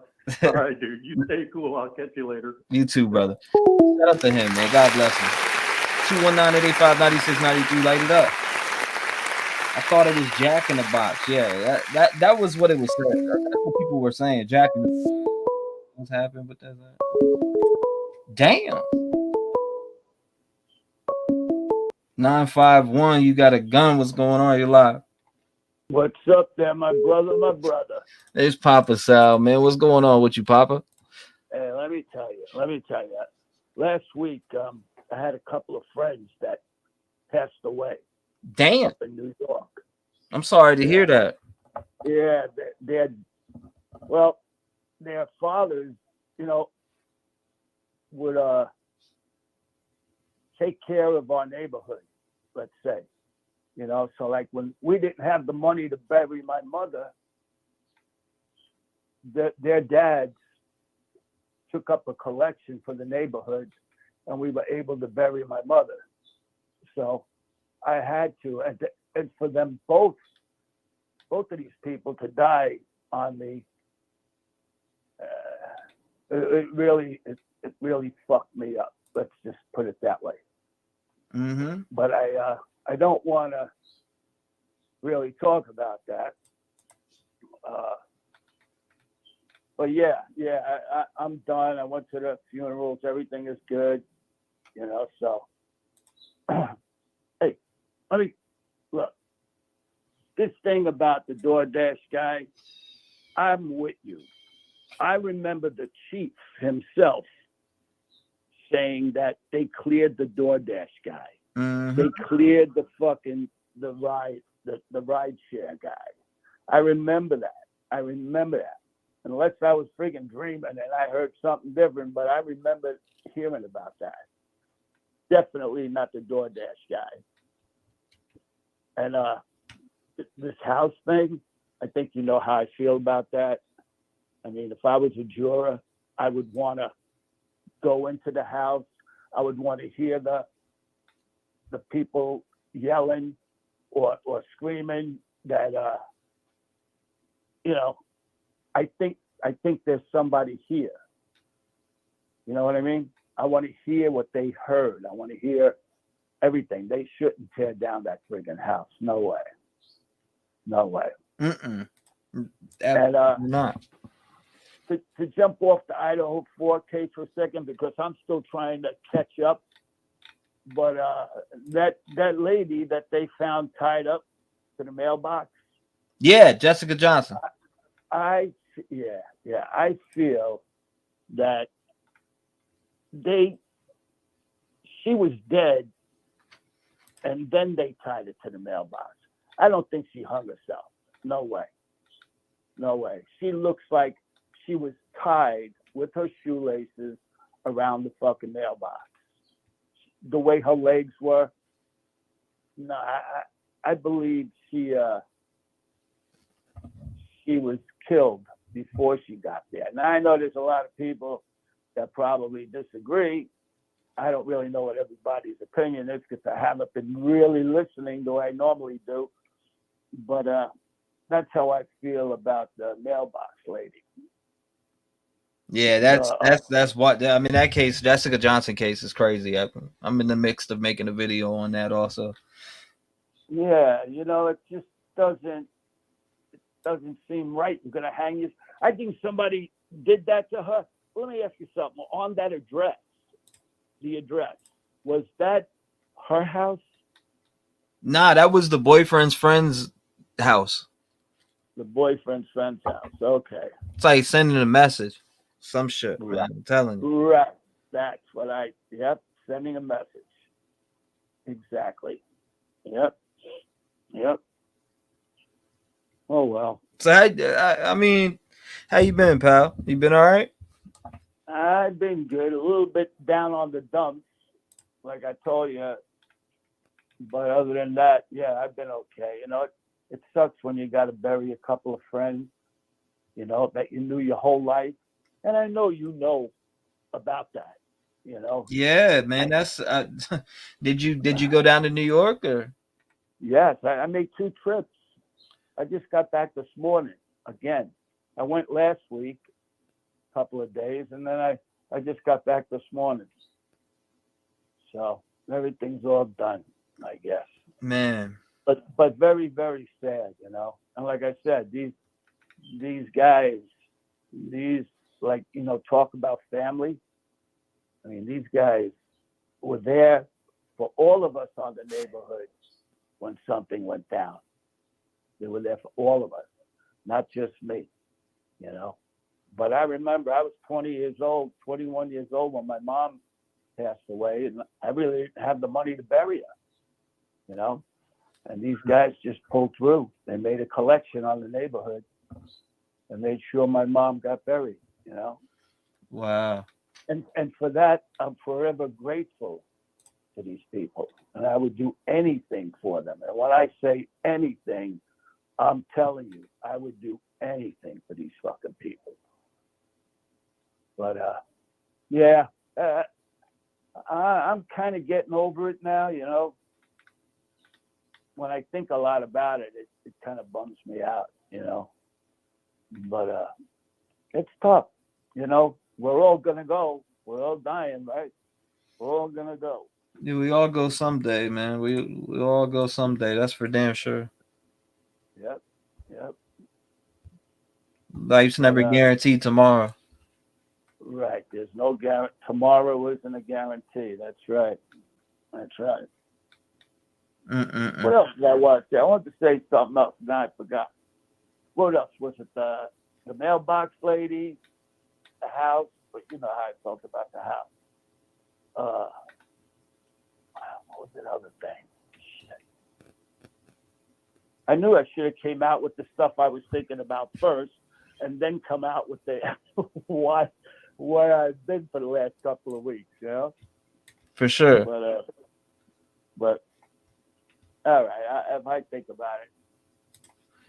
You was talking in general though. The DoorDash driver thing, man, with the people talking about that, I just don't understand how they don't think about the way that you got to be employed through DoorDash, the way you got to show your driver's license, the way they have all that shit on file. Like people, do people think before they put shit out or even speak about it? Because I think that I mean, I could never be like, well, the DoorDash driver was never cleared. The DoorDash driver definitely had to be talked to in general. If you give it up, come on. He just missed them. It was 4:00. He just missed them. Just missed it. He had to be talked about. And I remember, I think it was the chief. I'm not sure, but they cleared this guy. They cleared him. You know, unless I miss, you know. There's no way they didn't talk to the DoorDash driver. That all the dude's information, whoever, dude, girl, I don't know who it was, but their information is on file. So they definitely were talking. They even know the time it was delivered. I mean, 4:00. So people are saying, well, they close at 4 or something. Well, they take the order at 3:30. I know whenever I call up for DoorDash, it's usually a 20-minute thing or 15, 20 minutes. It depends on what I order. You know, a half hour. Mm-hmm. So if they called at 3:30, they made it. And it was probably the guy's last stop. 4:00. You know? And he cut out. But yeah, I always said that was one lucky motherfucker.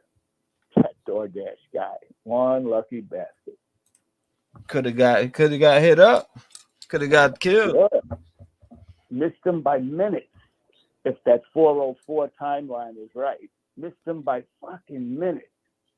Probably drove right by each other, you know? Yeah, really. Yep. I completed over 6,000 orders with DoorDash, Dr. Thrifty says. Yeah, so you know they got your license and your information. Definitely. And then people say that, you know, well, he could have used another phone, a throwaway phone. I still think they're giving this guy too much. I don't think he was that fucking smart. So let's break it down. Say he did have a throwaway phone. They'd be able to tell all right, so say he was the DoorDasher and he was using a throwaway phone on the DoorDash. They would be able to connect it that way too. Right. Nah, no way. I know, I'm with you. I mean, come on, we gotta look at all the past investigations that have been conducted just in general, or, you know, us as people who love true crime. we know how investigations are conducted. We watch the shit all the time. Yep. We got to think logical here, not like we're thinking like some of us think sometimes. I feel like, and even I'm guilty of thinking or just overlooking small things that could mean a lot. You know what I mean? Especially like this DoorDash driver thing. When I first seen that, I was like, damn, that's a good video. And then I sat back and thought about it. Damn, my girl drove for DoorDash. She gave a shot of her license and vehicle and all that other shit. So yeah, no way. Yeah, exactly. Yep. I agree, brother. I agree. But man, I'm sorry to hear about your losing some. You said friends, like multiple? No, two of them. Wow. Two of them at the same time. I really can't get into it. Were they together? Like, were they together when it happened, or was it separate events? No. They were. It was separate. Okay. Yeah, man, that's sad. I'm sorry to hear that. We were wondering where you been at. I was like, man, is Papa Sal? I hope Papa Sal's all right. But man, after hearing that, now I know. You know what it is? I like to be kind of upbeat when I call, or even to be on Discord. I feel bad that I haven't been on Discord, but I just wasn't into it. It's like these people really meant a lot to me. Really meant a lot. And it kind of bummed me out, brought me back to my mom. It just bummed me out. You know what I mean? Yeah, that's a sad one, Papa. I hear you on that, man. Well, you take your time and get your mind right. Make sure you don't beat yourself up. You probably think about those times, man. I didn't get to say goodbye. I don't know what your situation was with your buddies, but I mean, they're your buddies, they're your brothers, they're people who looked out for you in life, and I get where you're coming from. Yeah, they were family, real family. I mean, like I said, they were there for me during my darkest time, For sure. Mom. And it's just fucked up that these people. Well, I can't really get into it, but I'm all right now. I'm fine. I'm fine. Well, keep getting fine. Get back to 100% as best as you can. I know losing brothers is that shit ain't no joke. They can mess with you for a long time, depending on how strong your will is. Yeah.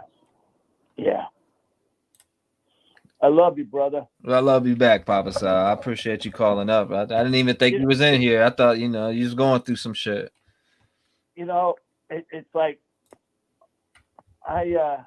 since I moved down here to West Virginia, I don't really have any friends. Since I lost my girlfriend. It's been like 2 years.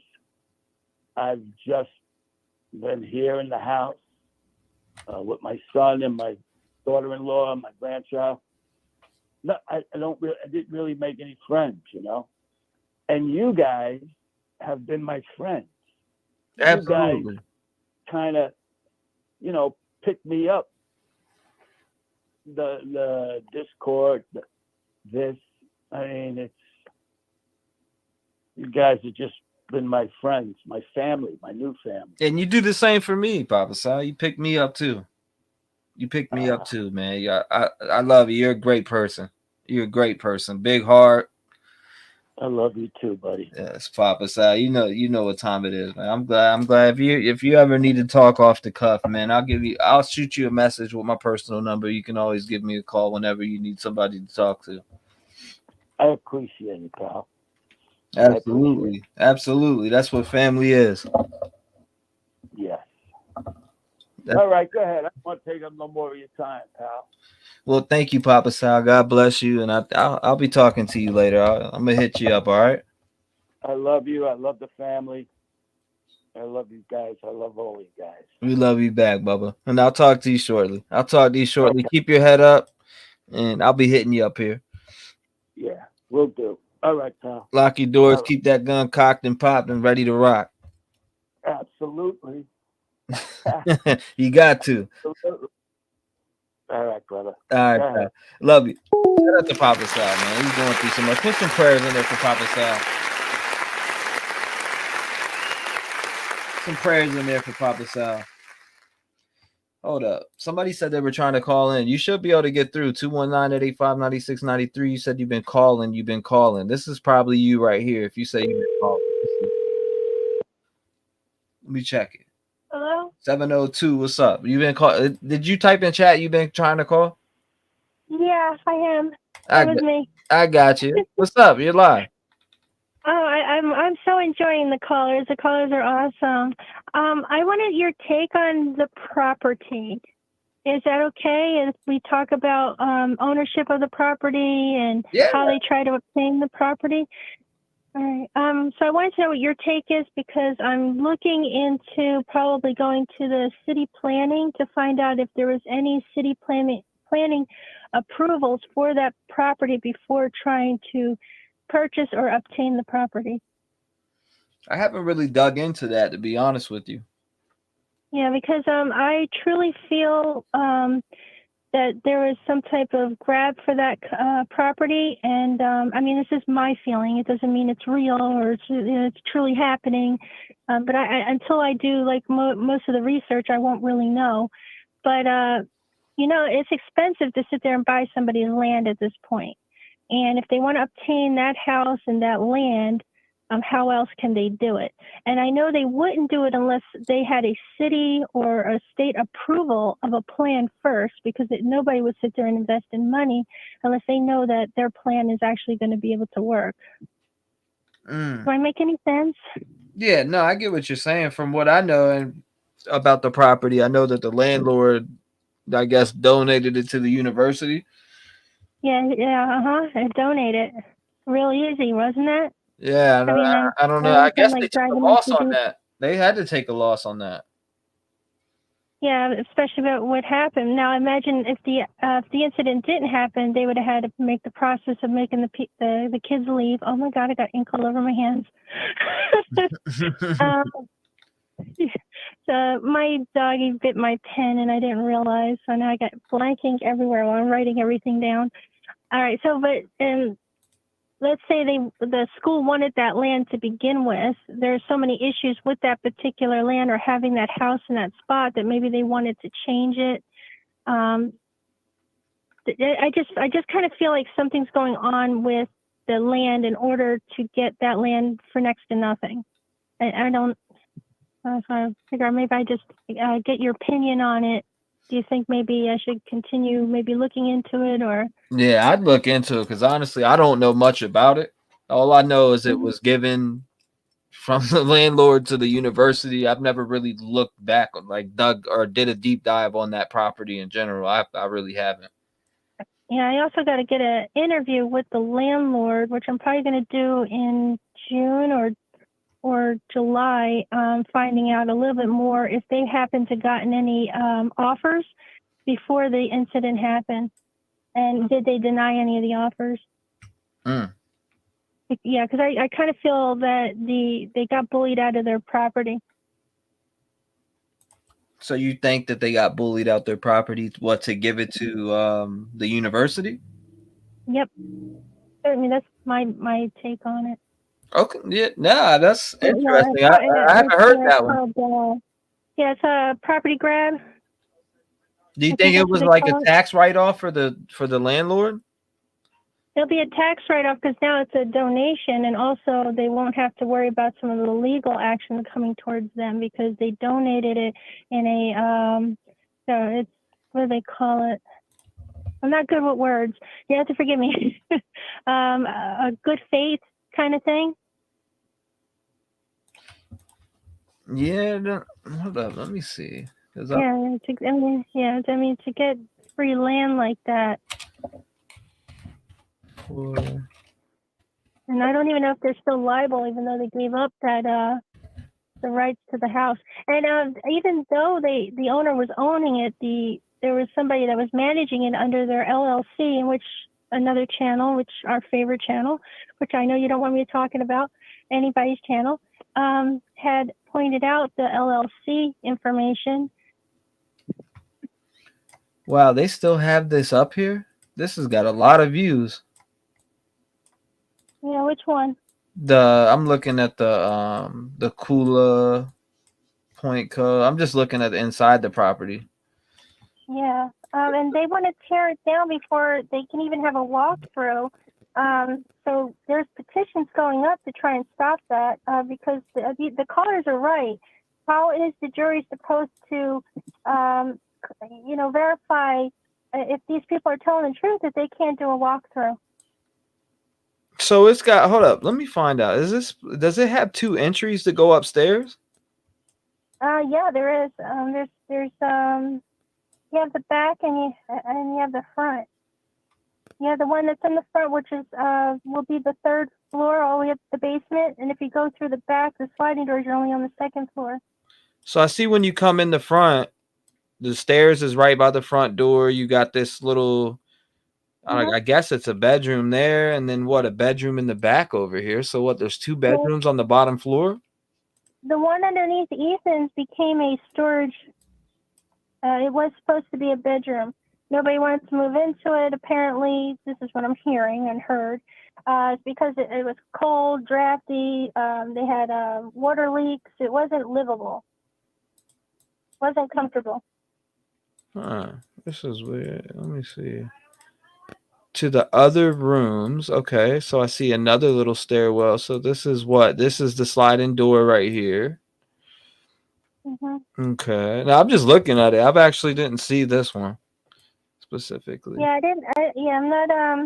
I'm not watching what you're doing because I'm on my phone, and if I watch it, I'll have echo, and I really want to see it, but yeah, it's just the property, the house itself needs a lot of repairs. So there were some issues with that, and how much money was going to go into the repairs itself. There was a lot to do with a certain part of the house that was kind of like really bad, and I believe it was the 2nd floor. I had to check that one of the real ones. Yeah, no, let me see this. All right, so I'm looking at the backsliding door right now. I'm just kind of looking at. Let me go. All right, so I see the stairwell right here by that backsliding door that goes up to the 3rd floor. So the backsliding door is right here. So you literally just walk in through the back right here, slip right up here. All right, so hold up. Wouldn't this be the room? Oh, shit. So it's got it marked right there, DM's room. I see. Okay. Yeah, they would be right in front of the room at all times, whether they go in and out of that room. I just had the feeling, which I'm not sure if that's a right feeling or anything, that the incident started downstairs, not upstairs. And it's just a feeling, and even though I don't have no proof, it's just that everybody's saying that he snuck in, went upstairs, and he went after the person he was supposed to go after, and then everything fell into place. I kind of don't think so, and I also don't feel that it's one person. I really don't. And I truly feel this is a property grab. And I'm going to prove it. I'm going to prove it's a property grab. Yeah, I'd love to check. I'd love to check it out when you prove it. Yeah, because first thing I'm going to do is going down to the city planning. I'm going to file for the release for the 2 years to see how many times they did any type of city planning for that particular piece of property. Then I'm going to find out how many times the offer went out to purchase that property. The denials, how much was it worth? And then from there, because I mean, you can hire any goon to act a fool if you want to bring down the property value. So this spot right here. All right, so this would be where Murphy was, if I'm not mistaken. Okay. And this would be the room. This would be Maddie's room. And where they slept. Okay, I see. Well, they said they slept there, but what I'm thinking more or less is Kaylee probably was shutting the door behind her dog if the dog was going a little loony. You know, just out of precaution. I don't really truly believe that the dog was either lured and shut behind there by the killer or left there on purpose. I don't know any dog owner that would do something like that, leave a dog in a room all by itself. Right.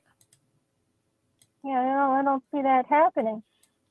You put him in this little room right here? It wasn't allegedly this room that, because it said on the episode, the special episode we watched on I forget if it was on NBC or ABC, whatever 2-hour special it was, but it was one of those, and it said that specifically said that Murphy was in this room that I'm in right now, which is the one you come upstairs and make a left, immediate left.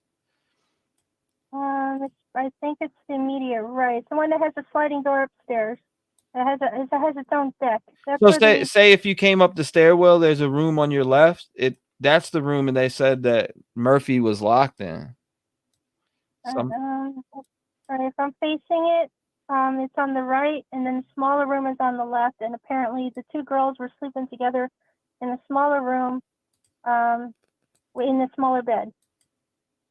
I mean, that's where they're putting it, but I don't believe that they were even sleeping there. I think they ended up running in there, ended up dying in that manner in there. I don't believe they were sleeping.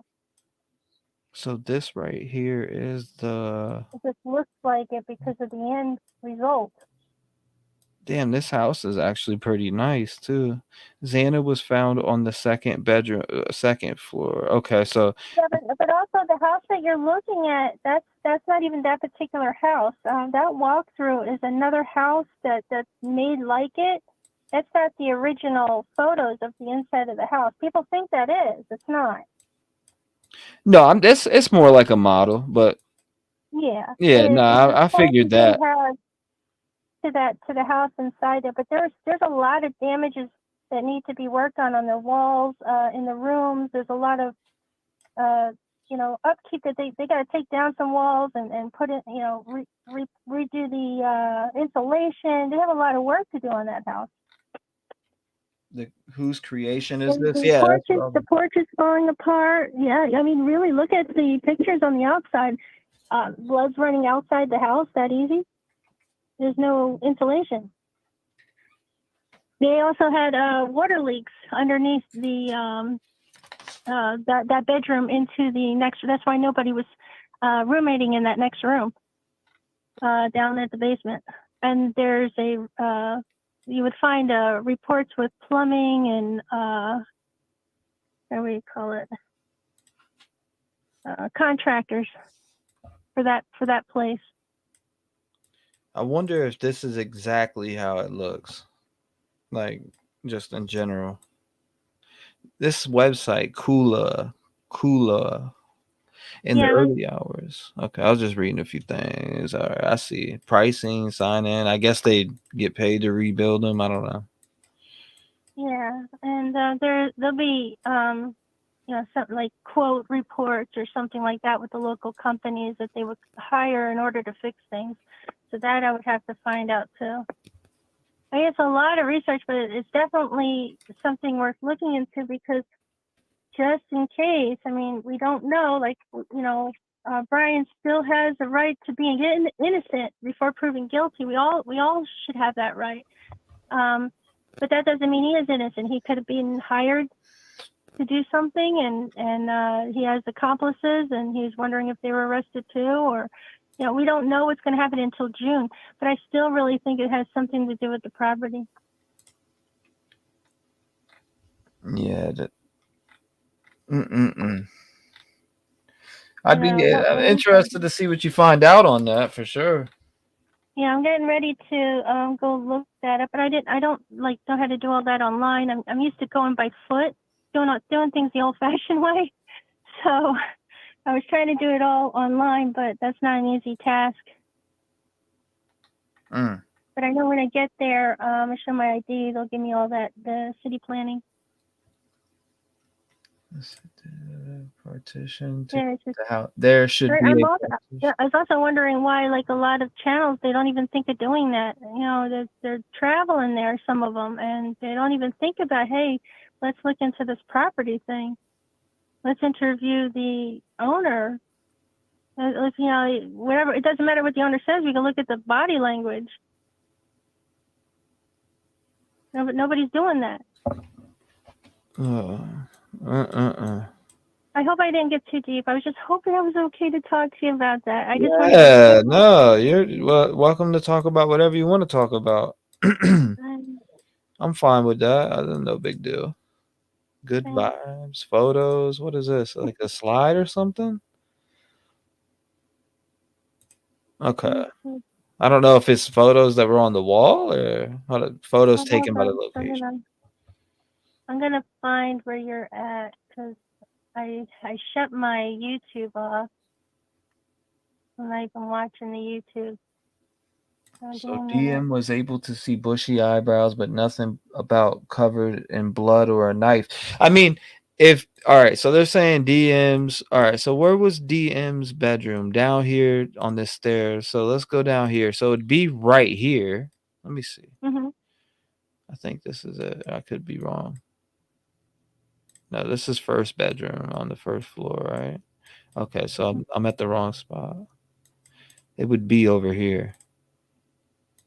No, this ain't it either. Damn, how many bedrooms is in here? Oh God! I'm at the front door. I'm by the front door. I know I need to go back upstairs and around to get to where she was at. Let me find. I'm trying to figure out where you are on the live. Here we go. So DM's bedroom was, let's see, yeah, right here. So this is where they say DM's bedroom was. Okay, I'm here now. So if he came in this back door and say, she said he can't. Hold up. So if you seen somebody with bushy eyebrows and this is her door and she cracked it open, oh my God. Yeah, my biggest issue too is that there's no way that she can actually claim that she heard nothing. I mean, I guess unless she's so drunk and out of it, I mean, then her testimony's garbage. Okay, so first of all, her bedroom is literally right below of Madison and Kaylee. Yes, exactly. And she would have heard everything above her. And the walls are not well done. And in this house, everything it looks brand new. Okay, in their house, it's not. And their walls are pretty beat up. They're pretty old. There needs lots of repair. You can echo in that house. And that's what the jury needs to be able to do a walkthrough. They need to be able to hear that. There's something that they're hiding, and I think that maybe they forced Dylan to say she was in that room and say she saw something. Because I really don't think any of that's true. The only way I feel like she's seeing Brian is if Brian comes to this back door and is literally walking right here and she happens to open the door as he's walking straight towards her to go up this back stairwell. No, well, according to my simulation, she didn't see him at all coming in, going upstairs. It was only coming from Xana and, Ethan's room. So that means she would have had to stick her head out of this door and literally be standing right here where I'm pointing at to look him coming from this direction. Yep. Huh. Interesting. And it's impossible that he wouldn't have seen her. It's impossible. She could see bushy eyebrows. Come on, man. And I don't want to hear nothing about no visual snowball crap. Yeah, me neither. Okay. The other thing too is that person probably could have thought it was a bathroom, and did not know that was a room. Oh, I love Dr. Thrifty. I thought something happened to him. Sorry. I was worried about you. Sorry, I didn't mean to mention another channel, but I wanted to make sure he knew I was worried about him. I hope he's all right. I think he deleted his channel. I didn't know what was going on, and that was surprising because he's really good at what he does, and I don't know. He must be going through something. I'm sure he'll be back around. Yeah. So she literally would have had to walk out this door and look this way and see him right face. I mean, if you're peeking out this door, how can I get inside so I can look myself? I can't. There's really no way to. Mhm. But if you Yeah, stand here, okay, stand here. So I but would but have to but peek out this door peek out the door. Yep. and see an angle, which is Mhm. if you hold up, which way does this door open? It should pull toward. It opens in. Now I know if I do it with the blender, I can't peek out the hallway in the direction that is described. Okay, so this is weird as shit. Because I'll be seeing a wall. It's kind of tight. You know, I'll see like the edge of the what do they call it, the walls, and then the next side room almost. Like you don't see the hallway dipping in. It's kind of weird. When it comes to, you have to literally open the door a little bit more and peek out better than that in order to see past the little,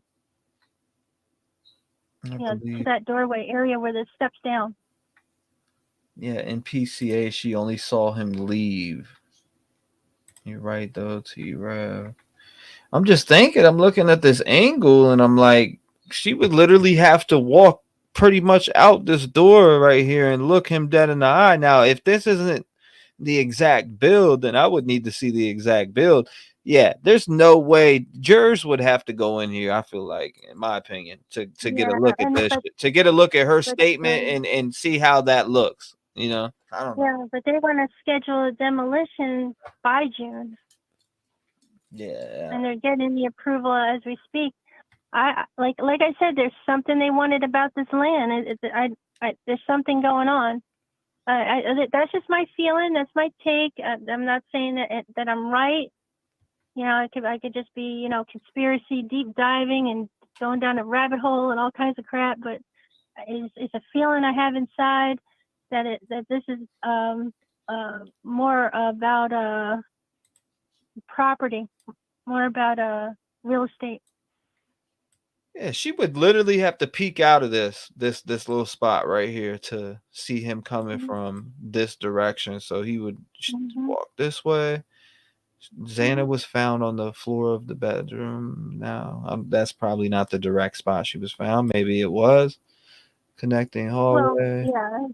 So apparently, I'm not sure, but if he caught Xana's boyfriend by surprise, he was coming out of the bathroom.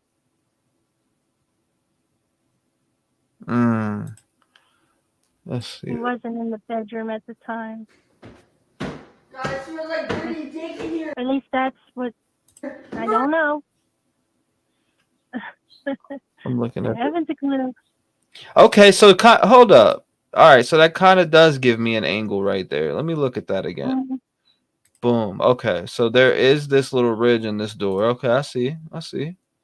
This person, whoever built this virtual tour, did a good job, actually. I'd say They did. But I believe it's another house that has already been built. It's copied like this. And when you do the walkthrough, you can actually scan the walkthrough. There's an app that will scan every single inch and then build it right within the app. I know I use it. So, and you can actually do a floor plan designing and everything with it. Because I design restaurants, and I use the app to do that. You can also use Houses has the same system. They just cost more, and you just use your phone, and you can just arrow it out, or you can also build it off of the floor plans. If you go to the city planning again, you can get the floor plans. And there's other houses like it. This isn't the only house around in that area that's built like this, or somewhere else that's built like this. So they could easily just use the old plan. Yeah. Oh, I like this. I turned the light off. It said you could view this at night. Yeah, this is kind of how. Yeah, it's really cool whoever put this together. Very, very cool. They added all this new features and. So this would be at like night. Okay, so. Yeah, I think if they may have. Hold up. Do you see this angle right here? She would be able to see Brian walking from right here if she peeked out and looked this way directly at the same time he was walking. I can kind of see from here, but yeah. she would have to purposely look out at that time. Yeah, she would have to still show her face a little bit more because that's a very narrow walkthrough. So she would have to. It can't be just like one eye. It's a narrow walkthrough. It does kind of cut off your peripheral with the edges. There we go. Fool. But yeah, I think if you download House, you can. I think you could put all this stuff in there, like they did, the links, the pictures. There's another one that you can actually put together, something like this. And the like I said, I'm not into real estate, you know. So I was just trying to use it for the designing purposes of a restaurant. So this is the night view. Okay. Damn, that kitchen is dark. There should be a way that you can change the lighting in there. Latent shoe print location. Yeah, there you go. Yeah, there you go. Hit that, and that should change hit that button again. Yeah, that should change your lighting. I clicked this. It says from affidavit page 5. During the processing of the crime scene, investigators found a latent shoe print. This was located during the second processing of the crime scene by the ISP forensic team. By the first, using a presumptive blood test in the amino black, a protein stain that detects the presence of cellular material. The detected shoe print showed a diamond-shaped pattern similar to the pattern of a Vans type shoe sole just outside the door of DM's bedroom located on the second floor. This is consistent with DM's statement regarding the suspect's path to travel. But it was only 1 foot. It was only 1 foot. That was it. And they only reported it 4 times. It was only one shoe print. So this was also had to be very organized, which means they would have had to put tarps down to keep the rest of the trail from happening, and footprints and all that. Because even if they put booties on, you're still going to have booty prints. And that path would be so. I mean, the way that if that's how the shoe print was, which I doubt that is accurate, because you would to build this, you would have had and to know exactly where it directly was found. If it was going that way, that means he's going to exit. In my opinion. And then you see how dark it could be. Like, did they have any night lights? And you know what I mean?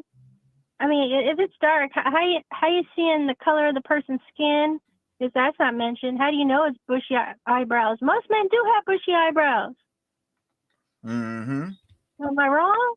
Yeah, no, that bushy eyebrow statement is just. I mean, I got bushy eyebrows, so I mean, what are we talking about? I mean, that puts us all all men in the suspect list. Exactly.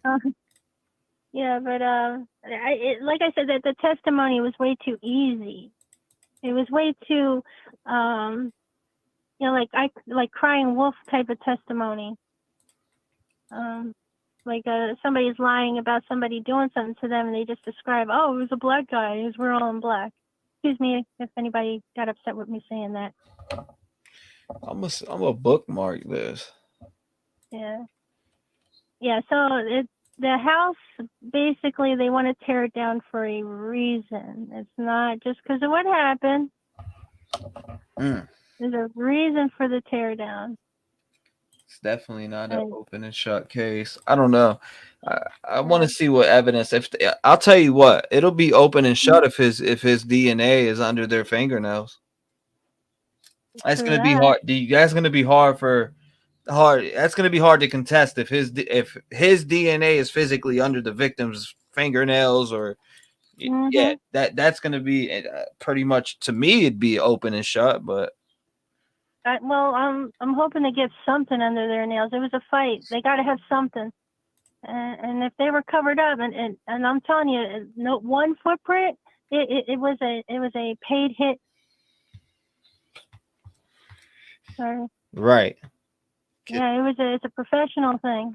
It's a professional hit with a bunch of dummies. My thing bunch of drug addicts.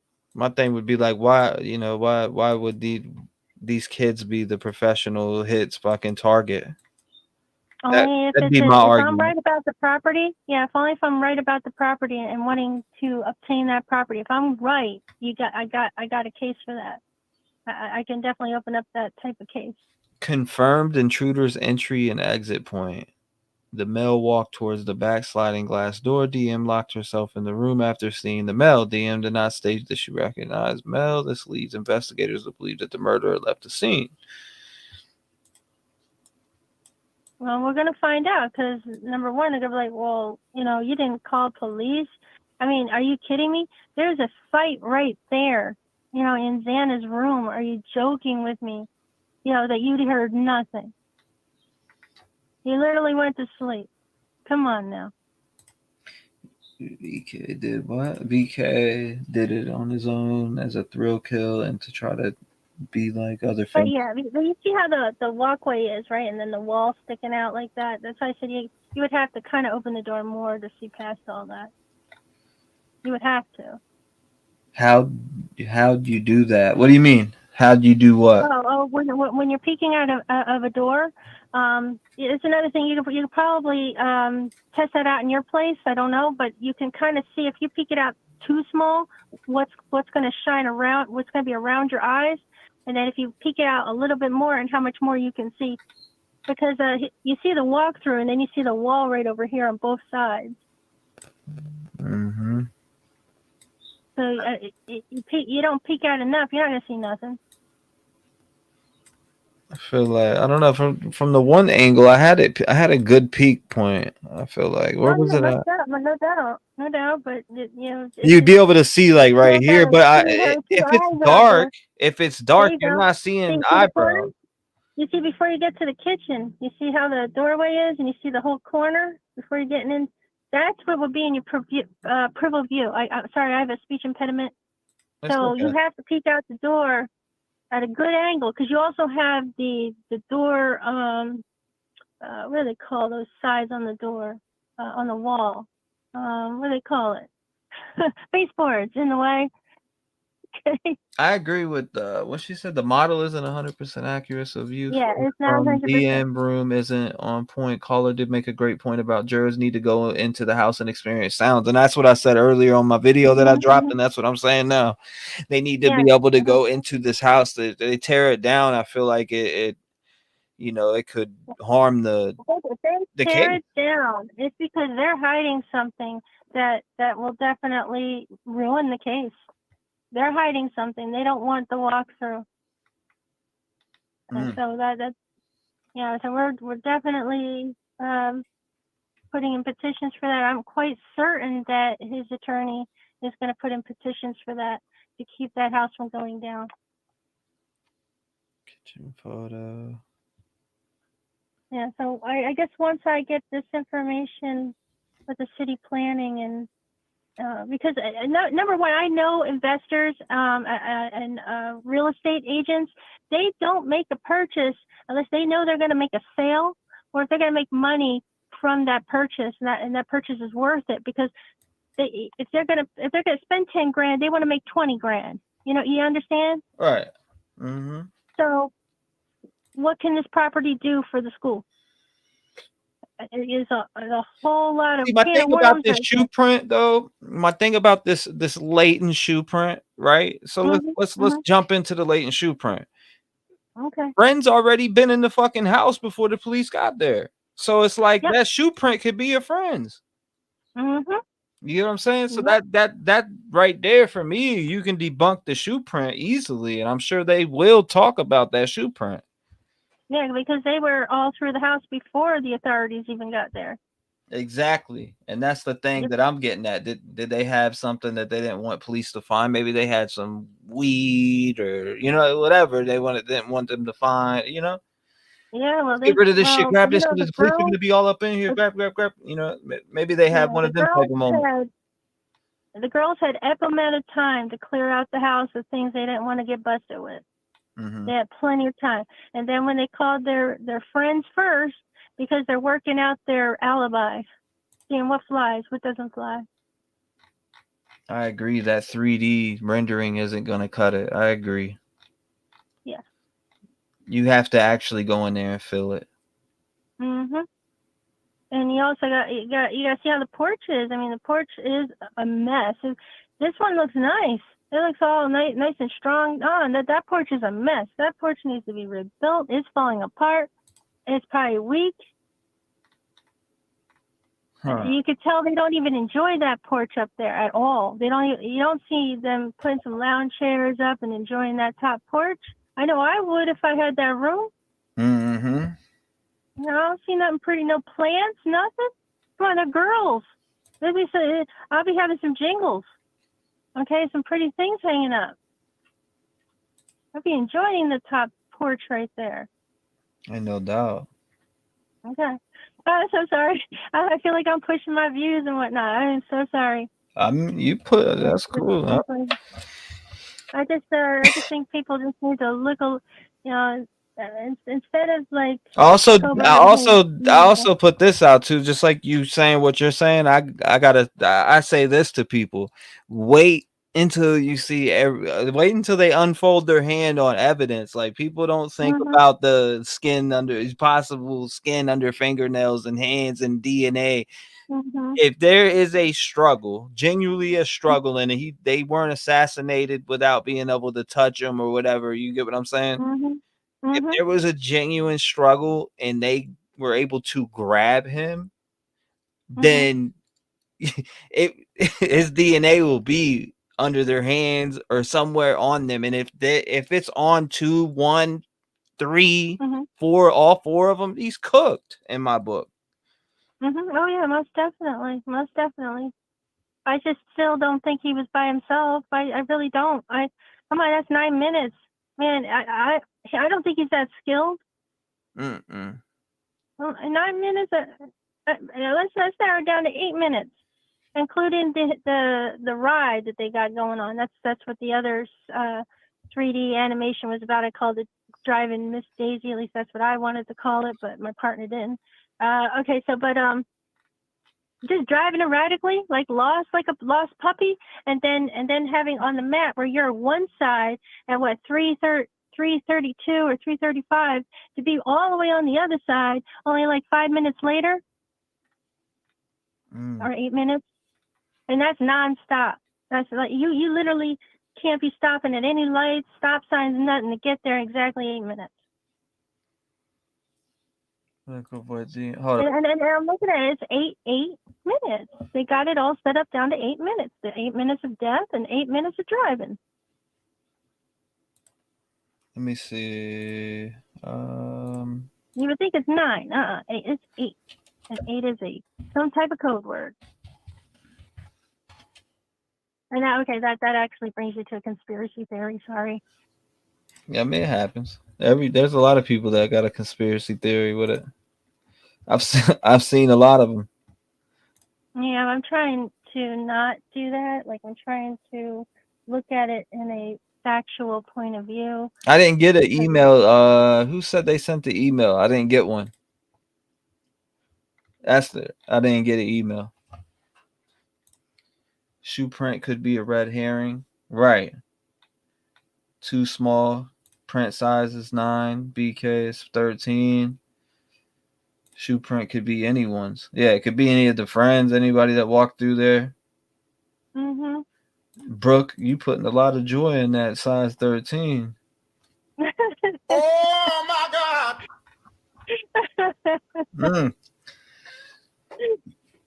Max funny. Channel. I still think he probably did it. We are not privy to but 10% at most of the information. That's what I'm saying. That a lot of information is not out there, and we're just going based off of the shit that we are able to see. Yeah. So that's like, yeah. No, I'm definitely not ruling the man out because, I mean, they did their due diligence to narrow it down to this guy and how. That's exactly what I'm saying, Jar. Is you think we have already still to come out? We've already, just so you know, the trash thing is going to be thrown out the window. We've already proved that they obtained their DNA from some neighbor's trash without a warrant in order to go and do the whole DNA thing with the genealogy without a warrant for both of them. Yeah, there was unwarranted. So that's got to be tossed out, especially the fact that Poconos has a rule. You have to separate your trash. You have no choice because of it's not just environment, it's the animal life and the dangers that the animal life can cause if they're within the area, the cats, dogs, and kids. They're really, really strict with that. So they say he was separating his DNA. What if he was separating his trash? You know, like he's supposed to because of the smell. You know, you have to recycle it. It's law, or you get ticketed. You Yeah, get a with fine. gloves on. Who doesn't wear gloves when they're dealing with their trash? Come on, Not man. me. I don't wear gloves. The fuck? I do sometimes, I depending on know. how long. Maybe a female, but us men don't wear no fucking gloves. You think us men wear maybe gloves? not. I mean, you think us Maybe men not. wear gloves while we take trash out? Nah, I'd say about 75% of us probably don't. I agree, but Brian Kohberger has what do you call it? OCD or whatever they call it. Not OCD. It's some type of illness where he's afraid of everything. Brian Kohberger's He has to afraid. wear a mask. He has to wear gloves. When he goes shopping, he wears gloves. So he's got some type of phobia. And that phobia is real, and it has been documented. He has been going to therapy, and he's being treated for these phobias. And so now they got that, so they can rule out the fact he's wearing gloves. I'm telling you, they're breaking it down. When Jim gets here, it's just gonna. There's a lot of women in chat saying they don't wear gloves. To be honest with you, this is the first time I'm hearing somebody wearing gloves fucking with their trash or taking trash out. I do. I rip the bag right out, walk out with it, rip the recycle, walk right out with it in my hands. I could wash my hands after. I'm not, you know, man. I've never been in a household. I've lived in plenty of households with men. If I got my nails done, I won't mess that up. I'll even wear gloves when I'm washing dishes. They have the dish glove thing, so my hands don't dry out. I do though. That doesn't make me a psycho killer. Nah, no, it never. Gloves ain't. That's not the point. In general, anybody who wear gloves when they take their trash out doesn't make them a killer. But where I am now, you don't see a lot of it, but you do. When you go in the grocery stores, you see a lot of, especially elder people, still wearing a mask, and they are wearing gloves when they are shopping. I want to film it so bad, but I don't want to get in trouble. But they are, because they're afraid of COVID. They're afraid they're going to die. And there's some young people that are doing, because they say they don't want to bring COVID accidentally to their family, and they lose somebody in their family. That's their excuse. And not everybody's doing it. I'm not saying everybody is, but it is happening here and where I am. And like I said, I want to film it, but I don't want to get in trouble for doing so. Digging through it. Yeah, he's digging through it to separate it all. Obviously, he is not insane and not smart. He ended up for people's lives, and he is sitting in jail. So I never heard. But even though they arrested him and they seen that's actually irrelevant anyway, because they were already there to arrest him for something else. So what they saw when they arrested is completely irrelevant. Yeah, no doubt. Well, let me know what you find on that. I appreciate you calling in. I'm gonna take a couple more. Well, thank you for calling. Let me know what you find on the house for sure. Definitely. I will. Just give me time, because I'll probably be taking 2 weeks off on social media in order to do this research. Well, I'll be around. I'll be around even after that. So don't. I gotta work too. So I gotta switch. I gotta put all this in work and do this. So, but no, I appreciate you for having me here, entertaining my thoughts, and I still wanted your opinion on it, and thank you. God bless you, man. Thank you so much. Stay safe, vigilant, lock your doors. Thank you for having a voice in the community. I can't wait to see what you find out about the house in general. I'd love to hear the results on that. Thank you for sharing with me and everybody, and we appreciate you. All right, bye. Thank you. Shout out to her. Shout out to her. I don't answer unknown calls. Sorry. Last time I answered unknown call, it was like Call of Duty. They were yelling the N-word. Nah. Who called? Let's see. 951 got the gun. That must be Papa. Remember T, boy, when I was Hello? 951. You called in? Yep, I sure did. What's going on? You're live. Oh, hi. So, yeah, just calling in. I just think it's so fishy that they want to demolish that house. Like, what's the rush? I don't know. There's just a lot of questions as to what's the motive behind demolishing it. I mean, I don't really see why there's such a push for that. Right. It just seems odd. You kind of wonder, like, who's really wanting it? Is it the university? Like, who's really behind that? Yeah, who's pushing it? Yeah, I'm with you on that. Yeah, I just find that really odd. That was kind of the biggest thing for me. I'm like, whoa, why? Because I do think that it would be beneficial for the jury to go through there and like everybody said before, to just experience walking through that house so that because like the other girl had mentioned, the walls could be thin, they could be thick. We don't know. I mean, and you don't know until you're in there and then you're walking around and listening and kind of going through, experience it for yourself. Yeah, and I think it's really odd where the other roommates didn't hear anything. I'm not trying to be critical on people, but it just seems really, really strange. I would think that they would hear something. I mean, if you're picking up something on the ring, I think it was the ring that picked up something, like the dog, and then the what was it? A noise? I forget what they. It's funny you're mentioning that because I just literally clicked on that house and pulled it up. So it says from affidavit page 4 at approximately 4:17 a.m. a security camera located at 1112 King Road at residence immediately to the and northwest. It says 50, I think it says 50 feet from the house or something like that. So it's like, if that was 50 feet from the house and this girl's literally like what, like not even 6 feet away, I find it, how do you not hear something? I don't know. I mean, speculate a little bit on this. I speculate a little bit on this, but how do we know that camera didn't pick up Brian's car driving by? Yeah. That's what a lot of people aren't thinking about either. It says it's a security camera, not a Ring doorbell, a security camera. Oh, it's a security camera. I see. But still, I just figure for them to pick up that, like the sound, I just feel like sensitive wise, like how would it pick up that? And then, but the roommate can't pick it up like in the, the next room. It just seems so weird.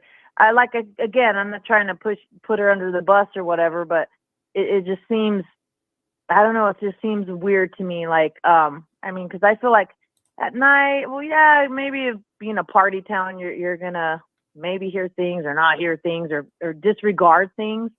But again, I kind of feel, we have so many questions, and they're a lot of it's gonna, come out in the case, the court, because there's a lot of questions that a lot of people have, and we don't want to say bad things about people because I'm sure whatever they experienced was awful. You know what I mean? Just the aftermath and everything. I'm sure they have regrets and things like that. I could have done this different, or I should have done this. There's always going to be that.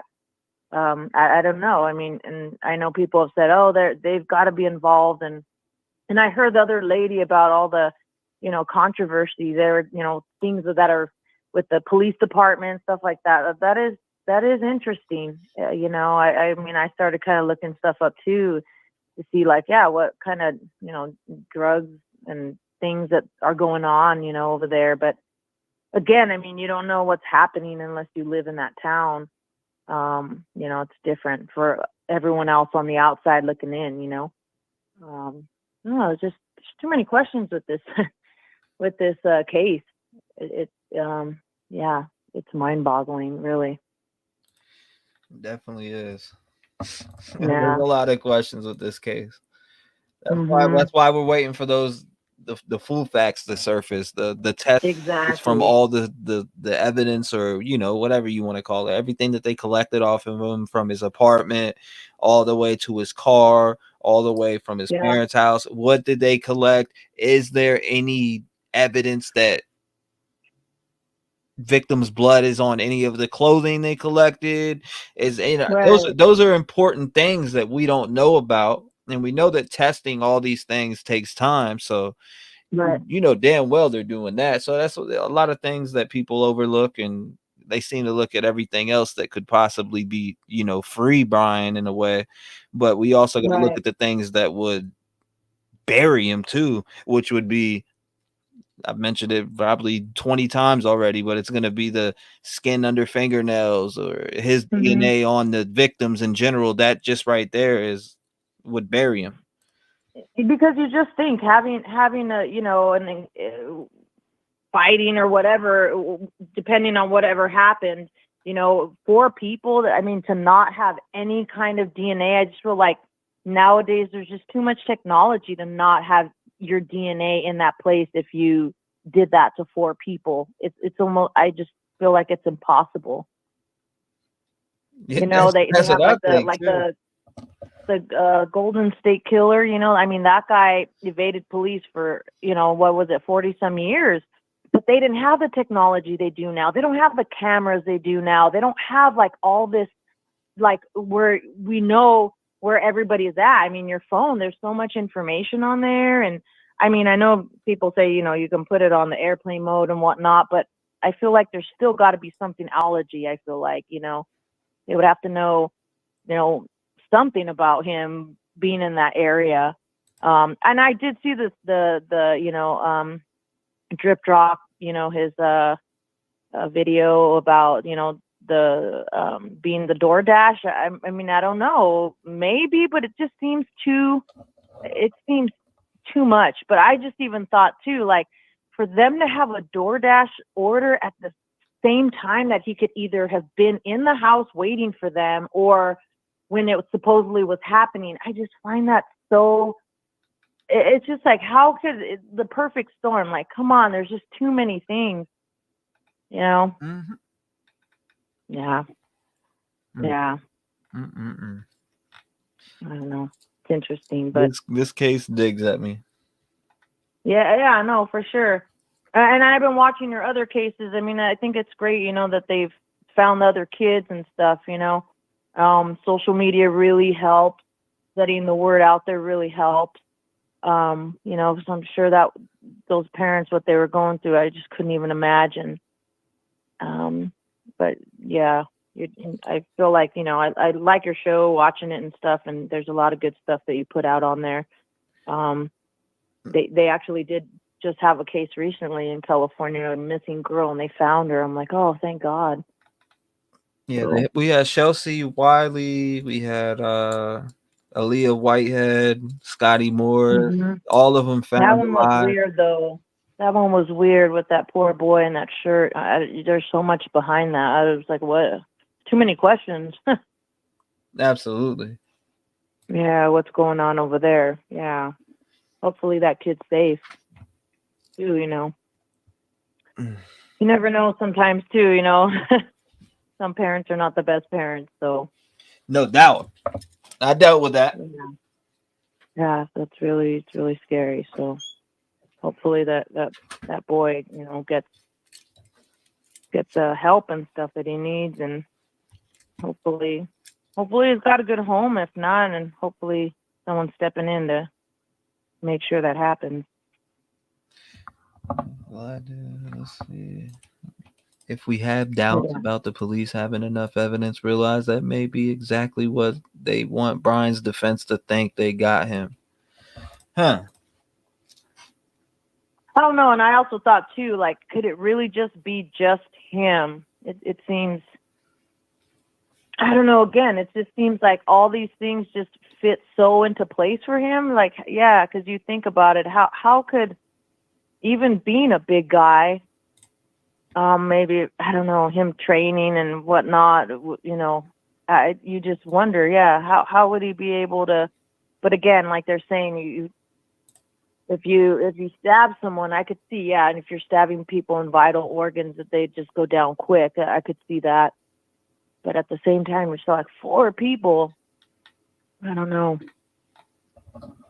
I think of that guy, the Kopaka guy, too, because it's interesting. And that's one thing that I just thought of right now is that when he was driving, why the hell did he mention that?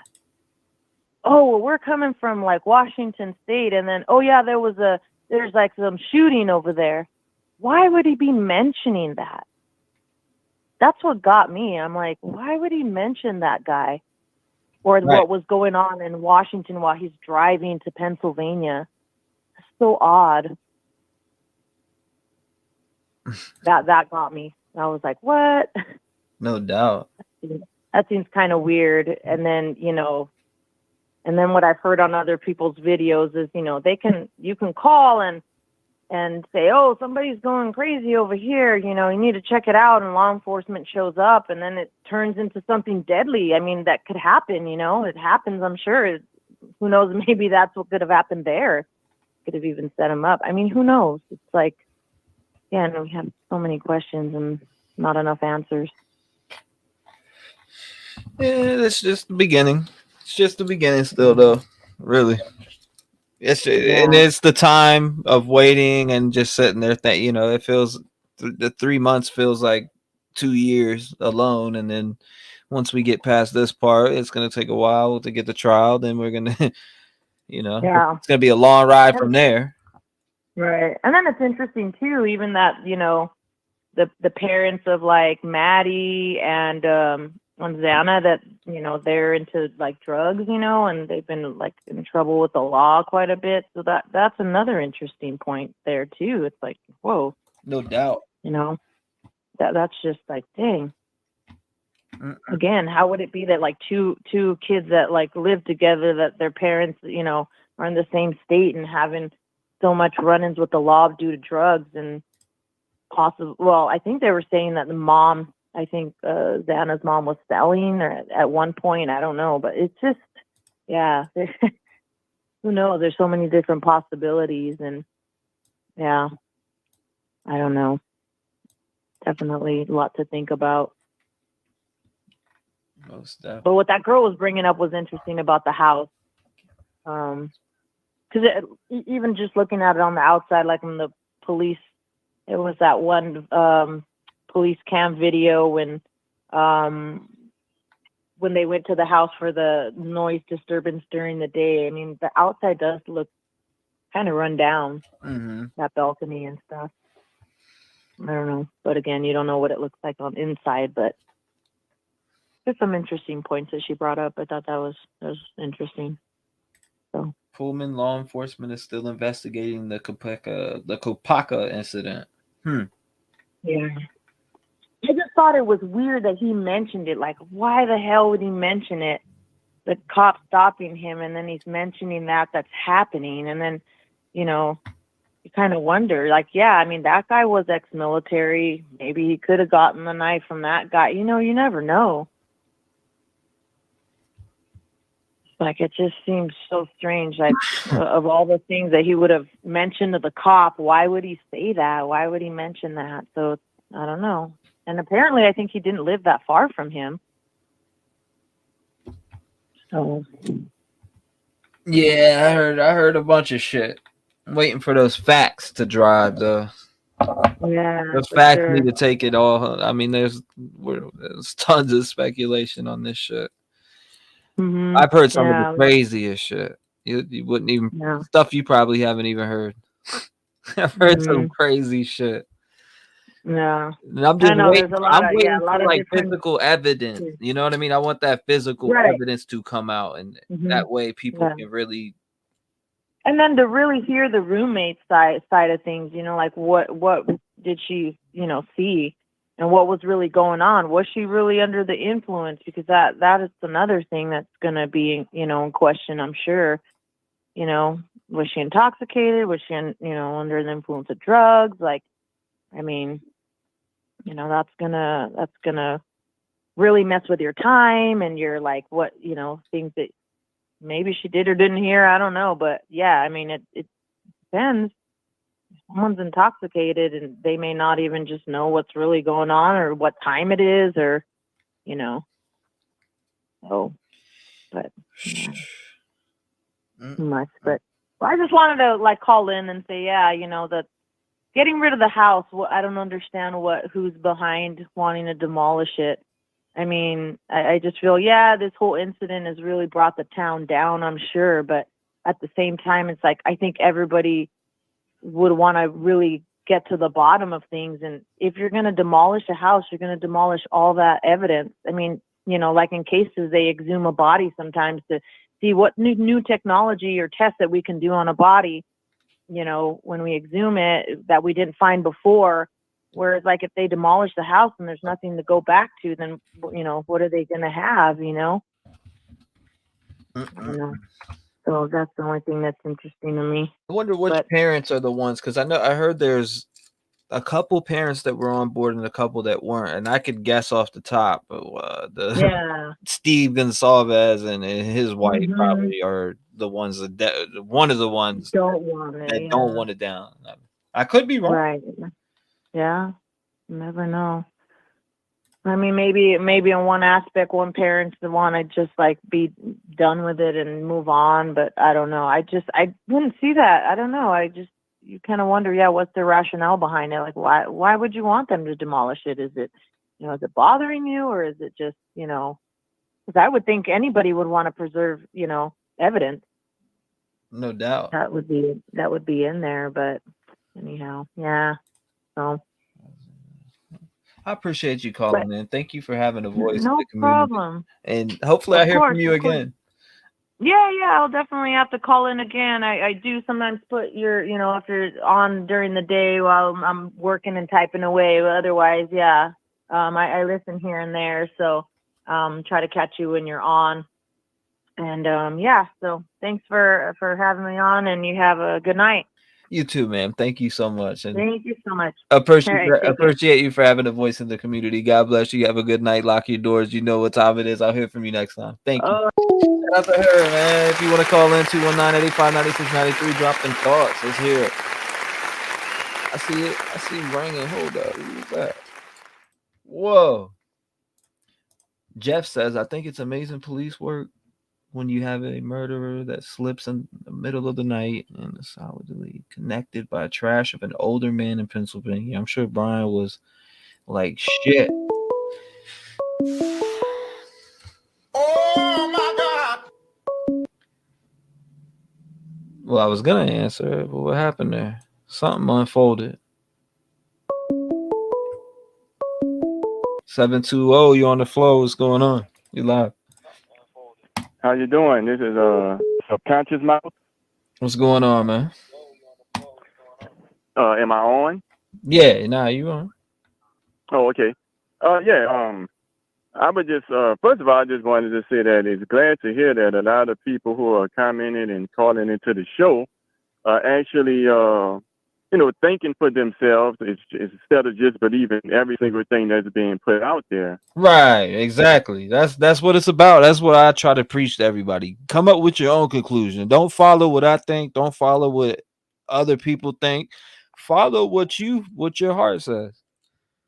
Exactly, you know, and try to be as unbiased when sizing up the information as you can possibly be.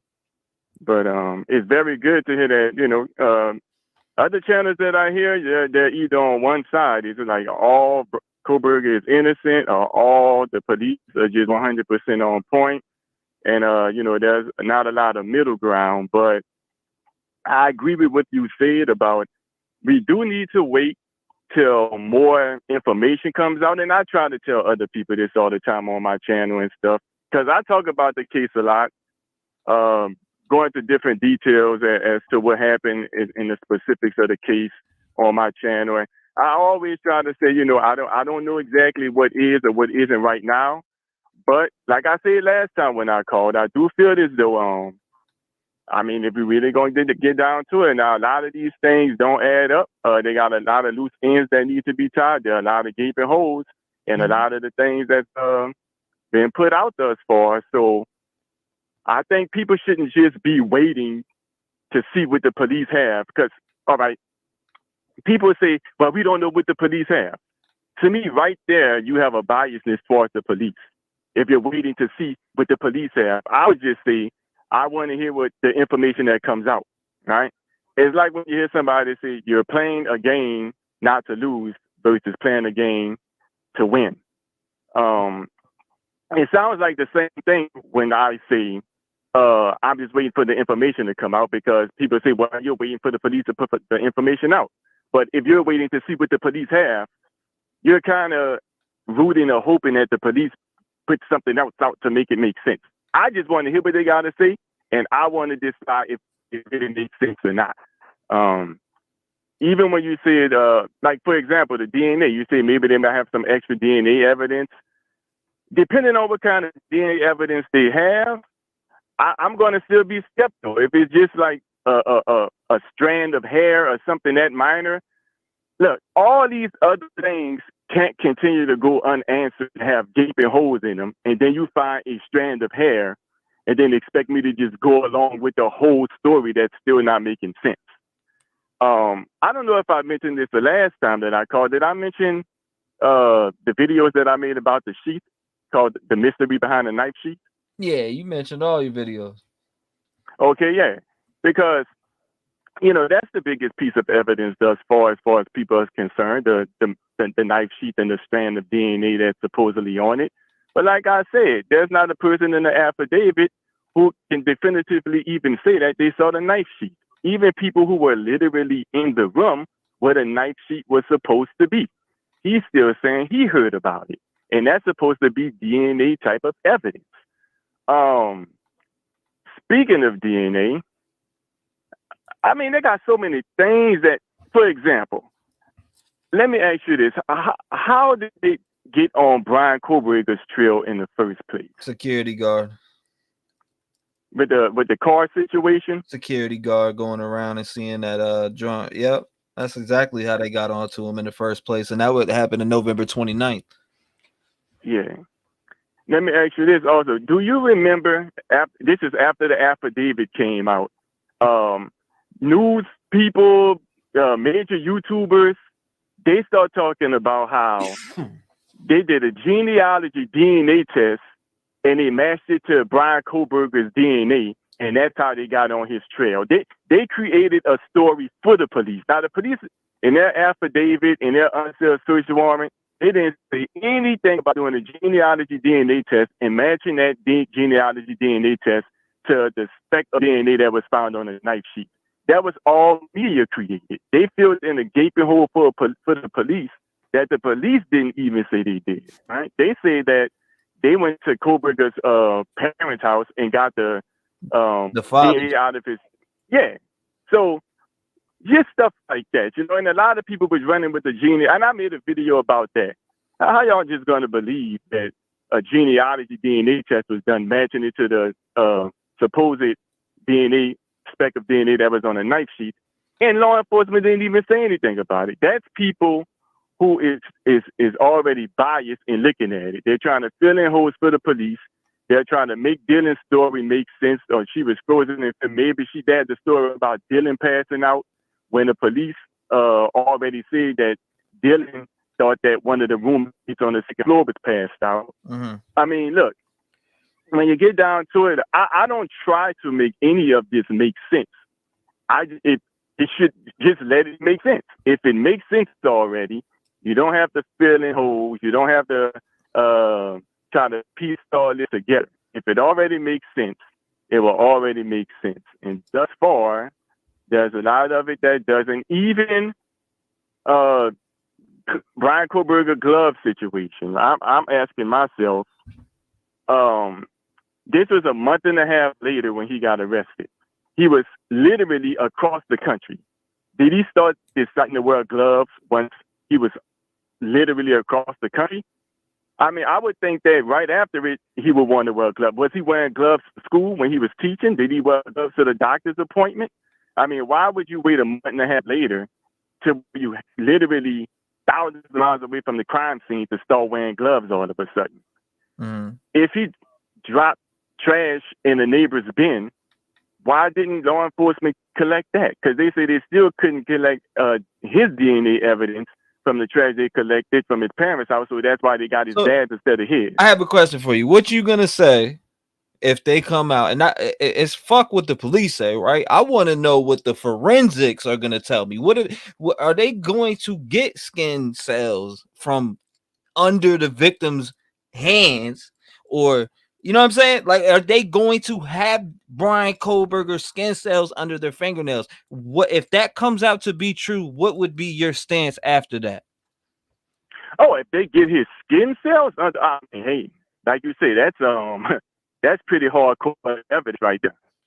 No doubt. Yeah, nah, that's why I want to, because that's what I'm looking for. I'm looking for that. That's what okay, you got the sheath, you got his DNA, you connected him, you got him in jail. Okay, people are finding these holes in the PCA and all that, but I'm looking for the forensics after the fact. And I'm not just looking for a little ass piece of hair or none of that shit. I'm looking for some skin cells from a struggle. I'm looking for, you know what I mean, victim's blood in his vehicle.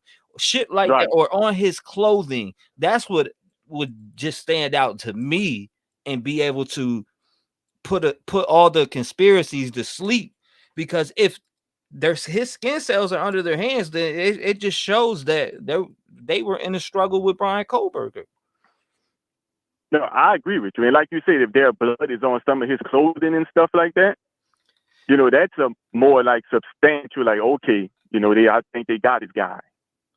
But because I think the police did a horrible job here in general. Like I said it from the jump when I seen Fry, and I'm like, you know, I don't know, like just the way that he smirked and said the community was okay. They just did a shitty job telling the community that they were okay and they had nothing to worry about. There was just a lot of red flags there with me on that, and I thought that was shitty police work. You never tell a community that you're okay when a killer is still on the loose and you don't even have nobody. Because when you say something like that, that means that if you're gonna come out and say you're okay, you have nothing to worry about, there's no threat to the community, that's bullshit, because there's a killer on the loose.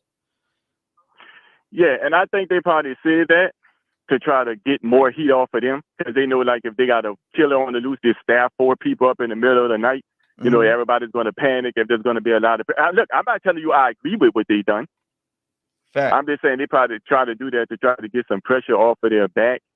But speaking of this killer that was on the loose, right? Let me ask you this.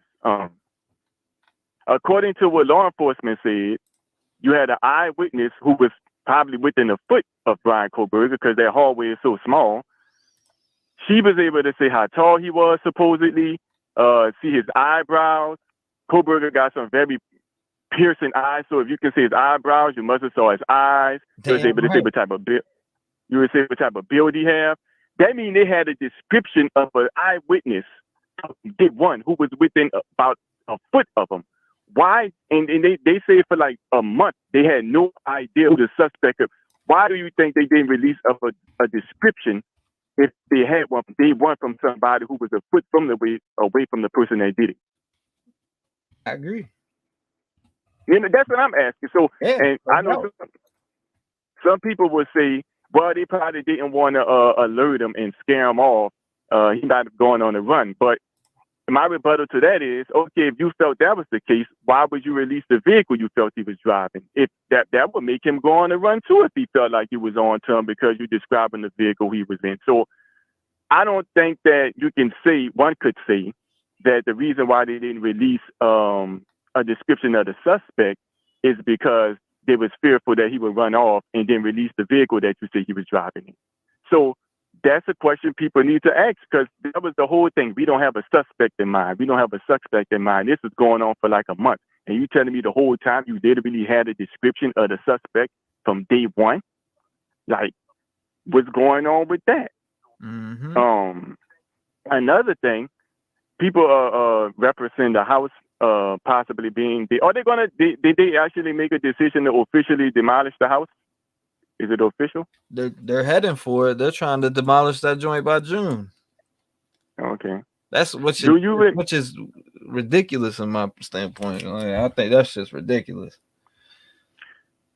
And this is another thing that people are overlooking in relation to the house. You remember when they try to clean up the crime scene before defense even get a chance to look at it, and they had to put a halt to that? Mm-hmm. Yeah. So They tried to already clean up the crime scene before defense can even get to look at it in the first place. Now they're trying to destroy the house before the jurors can get inside of it. So, look, I would just say, man, there are a lot of things that really need to be tightened up. I mean, addressed. Yeah, there's a lot of things that need to be addressed. There's a lot of things that, and I'm sure they're gonna do that. Hopefully, I mean, you would think they're gonna do that. If they don't, I don't know, but I do know this. I'm waiting for the forensic test to come back and find out. Because if all they have is DNA, his sheath and the DNA on the sheath, then I mean they're gonna have to fight. If that's all they have, there's gonna be a big battle in that courtroom. Yeah, especially if it's touch DNA. You know, I don't know if you're familiar with touch DNA. Yeah, but no it's doubt. not. I'm definitely familiar with it. I've looked into it. I've been watching Forensic Five. I've been in the true crime since I was a kid. So yeah, touch DNA. I mean, that's why I was talking about the skin cells under the fingernails. I'm talking about something that just you can't when you look at it, it's like, damn, yeah, skin under the fingernails. Yeah, that motherfucker did that shit. Exactly. Right. So yeah, if they got one strand, like they say, one strand of touch DNA, if it's touch DNA. And I'm thinking it's touch DNA because if you're saying it's blood and they had a bloody scene, I mean that DNA can be tainted. Maddie's blood, Katie's blood, you know, can taint the blood DNA evidence that would be on the sheet. So I mean, yeah, I just want to leave everybody with this definitely. Just because you say let's wait. This is some shaky evidence. They got a lot of loose ends. It doesn't automatically mean you're trying to say that the police are guilty of something, right? But you don't have to automatically just try to hop on the police side and say it's fair. It's okay to say okay. A lot of things are adding up. So how about we give reserved judgment as far as what happened, and that is really there's nothing wrong with that. You're not doing anything wrong by doing it. Like I said, you're not trying to automatically say that the police are guilty. And look, I'm not saying that the police isn't guilty of something. I don't know if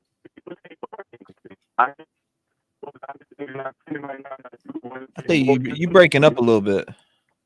Oh, hello?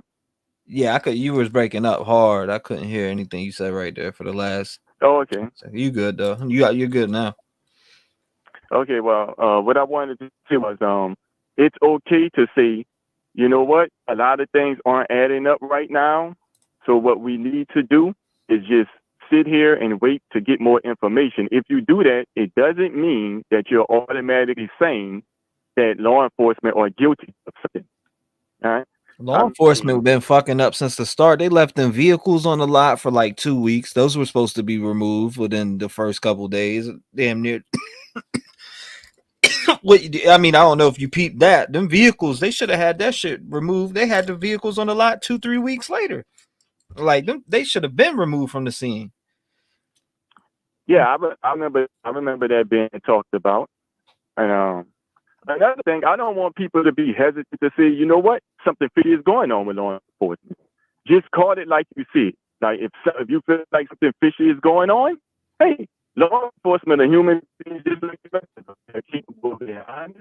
They're capable of being deceptive. Evidence or information. Excuse me. The fuck did you just say?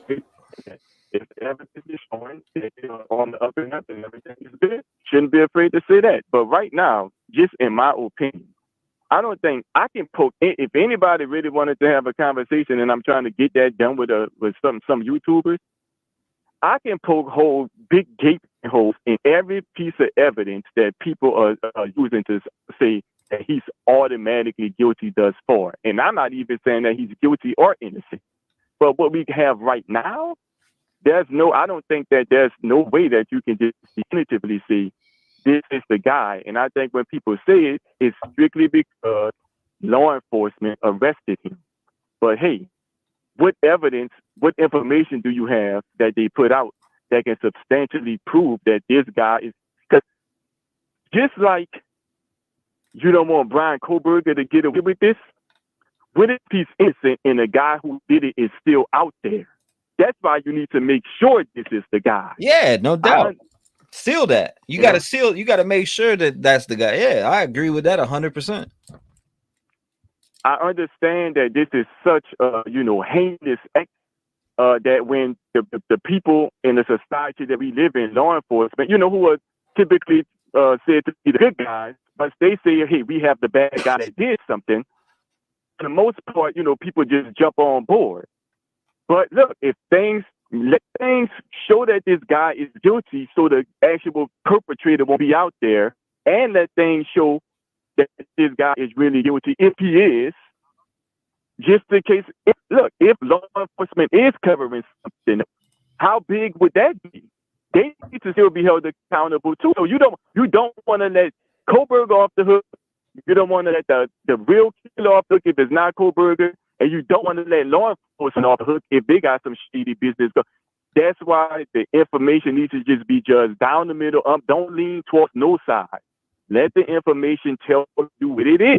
Because if law enforcement is up to something, really imagine what could be going on. What would they want to cover up? Mm-hmm. So, and not to sound, because I talked about some of this last time, man. Look, just like everybody keep pointing out all these inconsistencies in Dylan's story, how law enforcement are the ones who saying they believe it. So if us regular citizens can put it, why make law enforcement actually believe these unbelievable things in relation to this? I talk about it on my channel, man. I got a couple videos about, this really Dylan's story. I'm not saying that it is. I'm saying you sound like a spirit, but they couldn't hear you. Oh, I'm sorry. What was the last thing you heard? For some reason, like when you go in to say, I could hear you clear for a second, and then it sounds like maybe you got like bad reception in a certain spot wherever you're at. What was you remember the last thing you was able to clearly say? I heard it was just jumping in and out. It was hard for me to. I heard like a word here, and then it was skipped, and it was just, you know what I mean? Oh, okay. Well, I'll just try to run down that little whole synopsis again that I just said. But I was basically saying that no, but I heard you say let the you know what I'm saying, let everything play out. Don't play on both sides. Let everything, you know what I'm saying? Let the evidence and let everything speak out. And also you were speaking on the police, and go ahead and jump into it because I missed a lot of it because it was cutting out. So I was catching certain words here, partial sentences, and then it would fade like you was in a bad spot in the crib, like maybe, or I don't know exactly where you're at right now, but maybe you could be driving, you could be anything. It sounded like you were going in and out of bad reception. Yeah. Well, what I was saying was, you don't want to rush to judgment because you don't want to let nobody off the hook. You don't want to judge the information biasly because you don't want to let nobody off the hook. Whether it's Kohberger, if Kohberger didn't do it, you don't want to let the real killer off the hook. And if the police are involved in some type of shady way, you don't want to let them off the hook. And if law enforcement is involved, imagine how big a deal this really could be. Now, I know people will automatically say, oh, law enforcement is not involved, this and that doesn't. So, and I'm not saying that they are, but I'm not saying that they aren't. I talk about, I got quite a few videos on my channel talking about stuff in relation to law enforcement. But the unbelievableness of Dylan's story that a lot of people are complaining about, law enforcement are the ones who's co-signing it and saying that they believe it. So if it sounds unbelievable and shady to regular citizens, and trained law enforcement are saying they believe it, maybe you need to start questioning why they believe it. Not to make them guilty or innocent, but say, you know what? Instead of just believing whatever they say, they already co-signing shady information, in my opinion. Let me pause, reserve judgment, and let me get more information. Let me see if they can make sense of this stuff that don't seem to make any sense. Let's see if they're not going to be able to make sense of this stuff that don't make any sense. And just judge the information for what it is, and don't be afraid to say, hey, you know what? I think some shady is going on with law enforcement. Don't be afraid to say, I don't think nothing is. But just try to be as unbiased as you can. You Well, don't just try I'll to. put it this way from the start, because I pretty much cover Idaho for damn near the start, and the police made a lot of mistakes here. Anybody who says they didn't make mistakes is just bugging, in my opinion. And it ain't even my opinion; it's right there in front of you for you to go look and see the mistakes that they made, which was the mistakes of telling the public they were okay, and the mistakes of not moving the cars off the property, and the mistakes of fucking you got forensic people inside of the location with the windows wide open, with a news station outside with a camera being able to see the evidence and shit that they're, with swabs in their hand, and people eating chips inside of the you got the forensic workers eating chips inside of the damn house. Like, I mean, come on, man. Like, trust me, it was sloppy from I've seen it. There was a lot of sloppy shit that went on, but that don't, you know what I mean? Like, it's weird. There was a lot of sloppy shit from everybody who went into that location and was doing work, all the way from mistakes that the police made telling shit to the public, the families. Look how mad Steve Gonsalves was, and literally had to go do an interview, sitting damn near out front of the damn police station, and was angry. Okay. You know what I mean? There was so many different mistakes that they made. So I seen those mistakes myself, and I always talked about them on stream. Now, I do want to make sure they got the right person. Do I feel confident that they do have the right person? I personally do, and I respectfully, you know what I mean? I respectfully listen to everybody's opinion. I have my own, but I love hearing every angle, and I take it all in. I don't shut nobody else's shit down, because if somebody else came to their own conclusion, that's what I want to hear. I want to hear what your conclusion that you came to, your valid opinion, not what Johnny's been telling you for 3 months and you're rocking with Johnny and just believe what Johnny says. I want you to look at everything yourself and come up with your own valid opinion. Yeah. Honestly speaking, I haven't come to a conclusion as to whether he is guilty or innocent myself, to be honest with you. I always say if somebody forced me to go off what was put out thus far, I wouldn't be able to say, confidently that I think that he is or innocent. I mean, they got a lot of shaky stuff. That's why I say, I wanted to get more information to find out what's what, because like I said, you can poke a lot of holes in a lot of the stuff that's been said, and it's to the point where until these gaping holes and loose ends are tied up, I'm not just going to be able to just automatically believe what law enforcement said just because they're law enforcement. In relation to this case, like I see on my YouTube channel a lot, I strip it down to the bare metal. I'm going off what I know for a fact is a fact, and then just trying to build from there. And I'm not law enforcement to me. With all these loose ends, they lost benefit of the doubt in relation to this case. They have to show what's what.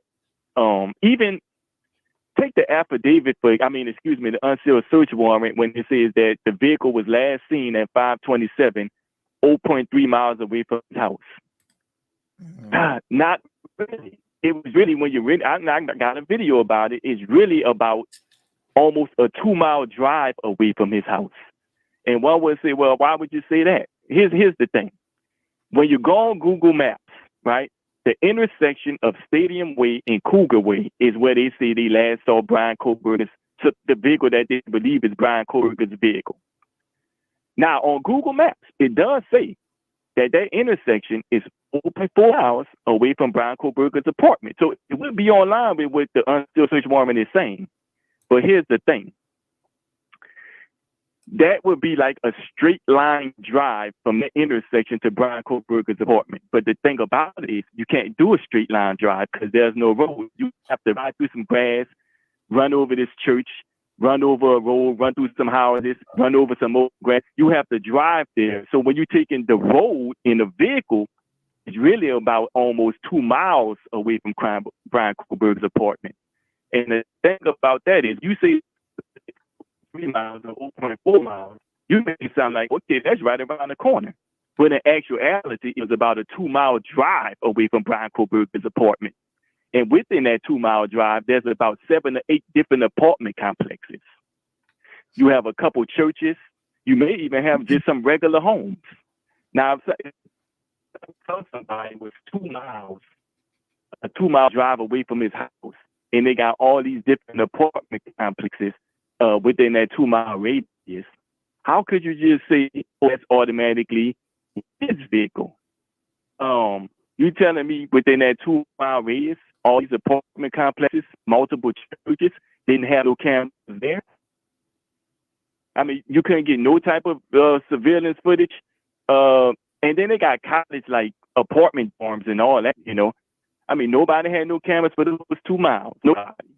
See, it's stuff like that. It's like he's really about 2 miles away, not really 0.3 when you're driving. Mm-hmm. And nobody had cameras. I need to hear about that. What's going on? Explain that. Well, and another thing, when you can just make him appear, and this is what my next video is going to be about, the disappearing act of Brian Kohberger. How law enforcement can make him appear and reappear whenever they want. Because they say the first time they saw him is probably about 2 miles away from his house. Now, you don't got to say where he came from. You can just say, pop, he's 2 miles away, we got him. And the last time you say you saw him is about 2 miles. You don't know where that vehicle went that you said you saw, if it was Brian Kohberger's vehicle. But you don't have to. You can just say we saw him 2 miles away from his house, and then that's that. Mm-hmm. Well, see, if you had to show exactly where that vehicle ended up, it would be a different story. You can say, he went here, bang, he parked here, he went inside. You don't have to do that when you make him 2 miles away from the house. I want to know if somebody had cameras up. No, these apartment complexes, none of these churches, none of these homes had cameras up within that 2 mile radius. Mm-hmm. Yeah, I'm sure there is. There might be. We just don't know. That's what I'm saying. But look, if they were, now the question is, and like you said, we wait for more information to come out. Why wouldn't you have the camera footage of him driving all the way home? Why is it starting 2 miles away from his home? You know, that's just why I'm not gonna just automatically believe what the police say anymore until they're able to show it. Cell phone pings, you know, they admitted that it pinged that he was in the area and he wasn't even there. That's what the unsealed search warrant say, right? So, and people would say, well, what about the other 12 pings? My question is, now, because people always say, let's go by what the evidence says. If you really want to be just straight up unbiased and fair about it, as far as we know thus far with the cell phone pings, evidence have shown that he can be said to ping in the area and not even be there. Law enforcement said it themselves. So why would you just automatically assume the other 12 pings, he was automatically there when they say themselves it pinged them in the area and he wasn't there? Now, I feel they need to show that those cell phone pings are right, because you already debunked your own evidence. You can't expect me to just automatically take your word now with these cell phone pings when you came out and debunked your own evidence. But people still will. They was, that's just one time. The other 12 are real. And if you say that, I will ask you why. And it probably is going to be, well, because law enforcement said it. But see, now you're not really judging the evidence for what it is, because if we're going off evidence, I have more evidence that the cell phone pings are unreliable because they said it themselves. You're going off what law enforcement said instead of the information and letting the information dictate to you what's what. And that's dangerous. Yeah, I don't really care about those pings until what I care about is the physical evidence. I like physical evidence tells me a story. That's true. You know what I mean? Yeah, that's what I want. That's what'll fully lock everything down for me. I'm telling you, that's why I tell people that we out here poking holes, and people are poking holes in this story, that story, this story, that story. I want to see somebody poke a hole on physical evidence being on victims. That's what there you go. Now, if it comes out like that and there's people still poking holes in that, I can't hear it. Because you can't plant skin cells under somebody's fingernails. Now, if there's no skin cells under any of their fingernails, no DNA from Brian on there, then okay, yeah, I see why people would still be talking about it. Yeah. You know? Yeah. I agree with you saying, like, you got some hardcore, like you said, DNA evidence, and like you said, even they got like they blood on his clothes and stuff like that. Fuck yeah. You know, that's some hey, that's some real stuff, you know. And like I said, that's why I want to hear more information. And like I said, I'm not trying to hear information to see what the police got. I want to hear more information to size it up to what we know thus far and decide, okay, well, hey, police got a strong situation here. Oh, well, not so much. You know, hey, like you said, we just waiting it out. You know, seeing what's what.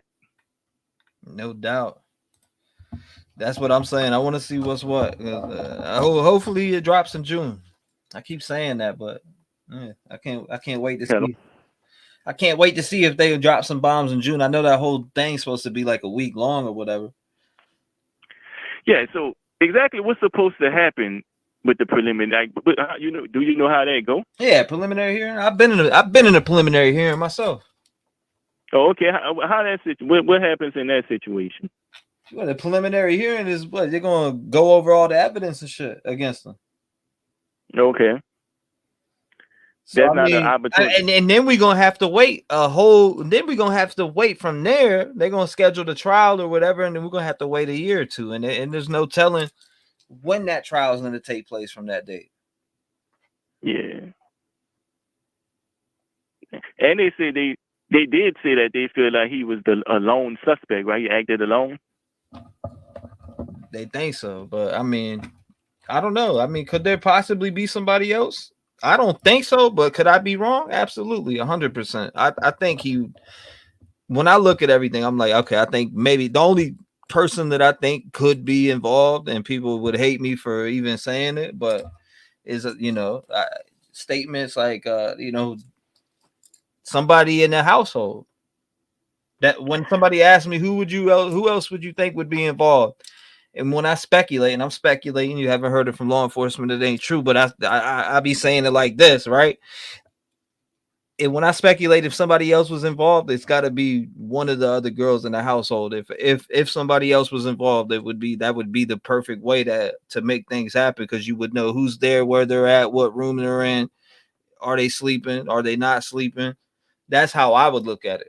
That's how I look at it. If I'm thinking someone else is involved, that's how you would perfectly set that up to happen in the manner it would happen in. You know, logically speaking, it makes sense. I mean, they lived there. They was there when it happened. You know, stuff like that. What about the DoorDash driver? I mean, according to police timeline, he was arrived when they believed that these things took place. What's his name? What's the DoorDash driver's name? They didn't say it. You know what I mean? What is his name? Because I know they got it. That shit's in DoorDash. They're gonna have that information. They already. Oh no, they do. They interviewed him. They say they talked to him. Damn right. So my thing is, you know, he just happened to show up at the same time that the murders took place. I don't believe Brian is the DoorDash driver. I think that would have been in the app. They would have said that. Yeah, no doubt. You know, that's their guy. But another thing that I didn't hear nobody talk about. See, people always be saying this crime happening in minutes. But that's if the door was unlocked. What if he had to take some time to pick the lock? Now you got to deduct some time.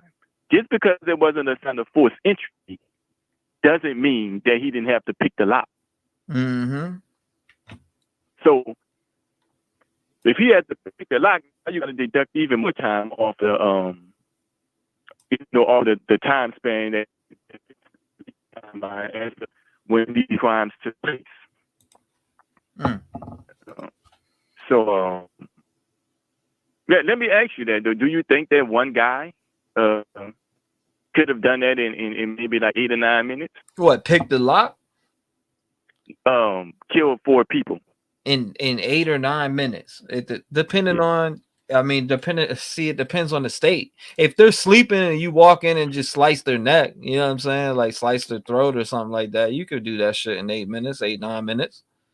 Yeah, I believe that. Yeah. You know what I mean? But that means that they gotta be sleeping. I mean, if there's a struggle going on, it's gonna take you a little longer, in my opinion. Yeah. Because now you got a struggle going on. Now you got movement going on. That, you know what I'm saying? Then you get in a frenzy. But I feel like, you know, you ever killed what in their sleep, allegedly, is what we first heard, right? So I mean, if that's the case, that would make sense. Yeah, but then you know they said that they believe Santa was going according to music records at You breaking up again. Hello? Yeah, I can hear you now. He was breaking up again. According to what Dylan said, according to what the unsealed search warrant said, they said that Xana was expecting a DoorDash and her TikTok was going at 4:12 a.m. and Dylan said somebody was woke, right? Because didn't it say that Dylan said somebody said somebody's here or something of that nature? Somebody screamed out, "Somebody's here." So if somebody screamed that out, that means somebody was woke. So you had to be Dylan. If the affidavit and the unsealed search warrant is actually what Dylan said, I don't know if the police concocted that story or if that's Dylan's story. But bottom line, they say that somebody said somebody's here, so somebody was woke. So this man had to encounter somebody who was woke. And like you said, if it's a struggle, it'll take longer. And if it was a struggle and somebody else is in the room, now you're going to have two people that's woke. Because if you're struggling with somebody, I always say, unless he had a gun, because people don't factor that in. He could have stabbed somebody, but he could have still had his gun. Hey, get down, get over here. People will be more compliant. You won't have to struggle if you come in there with a gun. Whoever this was, not saying it was Kohberger, not saying it wasn't. Mm-hmm. Now, if he came in with a gun, he can get more compliance. If he came in there with just a knife, trying to stab a girl with her boyfriend in the room, he might have got stabbed up himself. He might have jumped in and took the knife. So, and if all this is going on, if Dylan can hear somebody crying from her room, if there was a struggle going on, surely she should be able to hear somebody fighting and screaming for their life. If you know, you can hear crying from another room. Ain't no doubt. Well, shit, man, I appreciate you calling in. I'm about to hop off here and go eat and shit, but I appreciate you calling in, man. I'm gonna definitely be live again, though. I'll be taking call-ins. Definitely love to hear from you, brother. I appreciate you calling up, giving your perspective and speaking your mind and sticking to what you believe. Yeah, all right, thanks. Thank you for having a voice in the community too, brother. Keep working. All right. God bless you, man. Shout out to him, man. Stop the cap. Stop the cap right now. 80 documents. I can't find them. I'm right where those documents will be at. I don't see them. Some pure speculation. Hold up, guesses as an investigation is about to put fear in people's minds that you could possibly work. What? Hold up. Brian Kohberger accused of their murders. Here's the new information. Let's bring in better legal minds, Florida State Attorney Dave Arenberg and high-profile defense attorney Mark Garrigus. Now, we're trying to get Garrigus up. I'll play his role. Dave, there's a release of documents, redacted, released in part. The intrigue, controversy, non-controversy about what's being released. What's your take? Chris, we don't know enough yet as to whether this is important or just a sideshow. What it does give is a lifeline to the defense, because you know that the defense was going to say that the cops were incompetent, that they did a slapshot job of collecting evidence. Well, now they could also perhaps argue that that cops were corrupt. They may have something in an internal affairs investigation about one of the detectives. To me, as a prosecutor, I want to know which detective was it, and was he the guy or woman who collected the DNA evidence, because that's the most crucial bit of evidence in the case. You don't want this to be a Mark Furman situation where you give grounds for jurors to start distrusting the police. All right, I hear you on that. Though slap shot is hockey and slip shot is what you were going for, but you're coming from your car, so you're doing me a favor. My concern is this. The judge seemed to take a reasoned approach on it, right? I'm going to redact some of this. We don't want to get anybody in trouble. And it really comes down to some internal affairs investigation of one of the officers. What we don't know is, does this investigation have anything to do with that person's behavior in the course of this investigation, or is it extraneous? And that's key, right? It's very key. And although I am coming from my car, I am not driving, just so you know. So you would have gotten points for me if you were, by the way. I have to pull myself over then as state attorney. So here's the situation. We just don't know what this is really about, but defense counsel will try to have a field day with it, even if it's just minor. We don't know if this alleged misconduct or investigation is about this case, other case, whether it's about this person's personal life that has nothing to do with on-the-job failure. So we just don't know enough. But this is another reason why, Chris, being a prosecutor is different than being a criminal defense lawyer, because a criminal defense lawyer never has to turn over this kind of evidence. Prosecutors always have to turn over evidence that could help the defendant. It's called exculpatory evidence, and that's the difference between our roles. No, look, absolutely essential. And that really is your job. You know, we always just assume that prosecutors are there to come after you. And that is how some have a tendency to see the job. But there is actually an equal responsibility for inculpatory, what proves you did it, and exculpatory. And I'm sure many defense attorneys, somewhere Garagos is yelling at both of us, saying they never turn it over unless they get caught. But we do have a little bit of insight into how this may go because we saw, and Brian Enton is coming up in the chair for Dan Abrams, and nobody's covered this story the way he has, the meticulous nature of the investigation, how they kept us guessing. They didn't leak, very strong.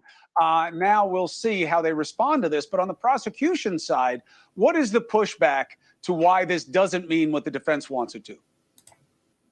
Well, the prosecution may say that this is an internal affairs investigation, and I read the pleadings, and it says that it could provide embarrassing information. So if this is about the officer's conduct that perhaps involving his personal life, then this shouldn't come out to embarrass him and his family. And it's especially because it's a nationally watched case, and it wouldn't have anything to do with this case. But look, we are all about disclosure. And yes, Mark Garagos may be right. Maybe sometimes we have to be forced to do it, but it is the law. We disclose this stuff. And then once we find out what it is, we'll know if it's relevant to the case. I suspect this, Chris, if it's not involving this case or his detective work, then there'll be a motion to for protective order to keep this information out of the trial. Yeah. I don't really see. Hold on. Let's see. Hey, so the cable news ratings are in for the first quarter of 2003. It's a catastrophe. And I mean that literally. Get the fuck out of here! For the MSNBC, CNN, Fox News. However, News Nation is going up. I don't know whether you knew that. Just came out today. Throw it in. And many News Nation viewers are joining Team Normal, as Dusty has. We have the best gear, and this is fun. You walk into Costco or Sam's Club where Cuomo hangs out. You got your Team Normal shirt on, Team Normal hat on. People are going to come up to you and you'll have a conversation, maybe make a new friend. It's not ideological. It's not political. Team Normal people love their country and want to improve it. That's Team Normal. Go to BillO'Reilly.com. We got everything there for you. Give us a goodbye, Bill O'Reilly. What do you have? Okay, so the cable news ratings are in for the first quarter of 2003. It's a catastrophe. And I mean that literally for the MSNBC, CNN, Fox News. However, News Nation is going up. I don't know whether you knew that. Just came out today. Yeah, all right. News Nation is going up. All right. What else? Let's hear it. Come on now. It says Chris Cuomo and Bill O'Reilly discussed the recent shooting at a private Christian school in Nashville. Okay, they're talking about the Nashville shooting. All right. New information about a corrupt cop. All right, so I hate to break it to you. A corrupt cop doesn't make Brian Kohberger not guilty. I'm not saying he is, but I believe Brian Kohberger is our guy, period. And that's been my own opinion that I've gathered myself. I personally think Brian Kohberger did this. No one could change my mind on that until I see more evidence. You know what I mean? Like at a stand where I'm at now, I still think Brian has done this. I still think he has. Speculating wise, I do. I personally do. But I respect everybody else's opinion who doesn't. And I am waiting for more information. My mind may be changed.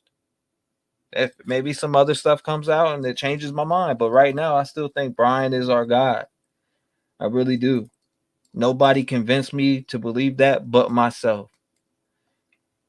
I don't know. I don't know about you. I just know what I think. You know, I do think a lot of the work that the police did is suspicious. There's a lot of weird shit the police have done. But you could do a lot of weird shit. Like I said, physical evidence will speak. If there's physical evidence there, wrap it up. Thank you all for being here. I'll be live again. I told you I'll be live every day or every other day at the least, starting today. So make sure you check in. I will be live every day or every other day, starting at least 4 times to 6 times a week. Period. Love you guys. Thank you for coming by. I appreciate you. I'm gonna holler at y'all. I'll end it out with a little banger. You know what I mean? You know how I do it. I'll end it out with a little banger. This is how we're gonna do it. Let's see. What do we got? What do we got? I don't even know if I can run that. You know what? I can't run that. I'll run what I want. So we do this just like this. Boom, boom, boom. With YouTube News. Hi, this is Dave Jackson with YouTube News, and I wanted to report on a few artists here by T-REV. T-REV was calling them out. They're definitely buying views. We went and looked at their social blades, and it's 100% fact. They're really doing it. Look.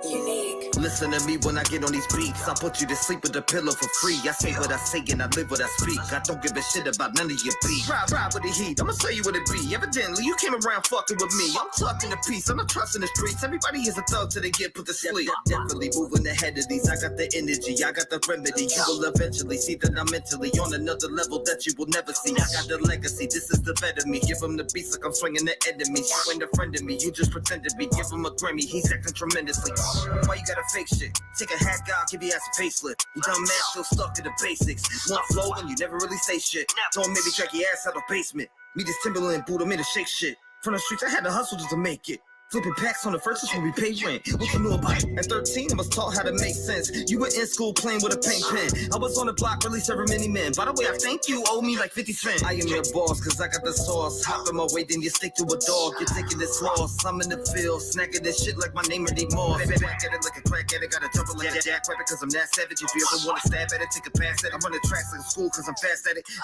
Vividly sick of your history. I got no sympathy. You live in misery. Lack of consistency. Fuck the publicity. Exposing your history. You was a bitch to me, come and get rid of me.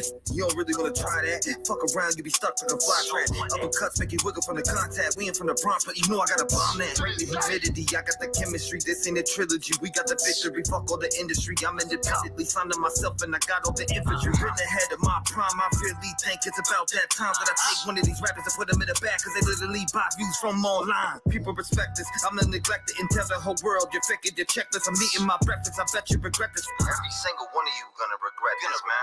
You're disconnected from reality, and that's a fact. You need to get back in tune, but it's too late for that. Buying views and bots for clout like it's gonna make a stack. You would really let your tonsils get poked for a couple racks. You're the type to buy 100,000 views and share the news to your people like you're making big news. Y'all some psycho motherfuckers probably posted by school. I bet you shoot the bitch up to see your face on the news. Is my face on the news yet? Oh my god!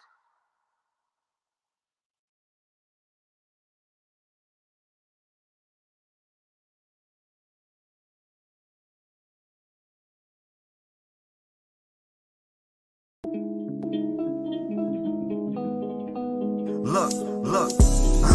All my life has been neglected. So now I pick up the pen as a weapon. Yeah, you can see that I'm affected. People getting killed for nothing, but obsessed.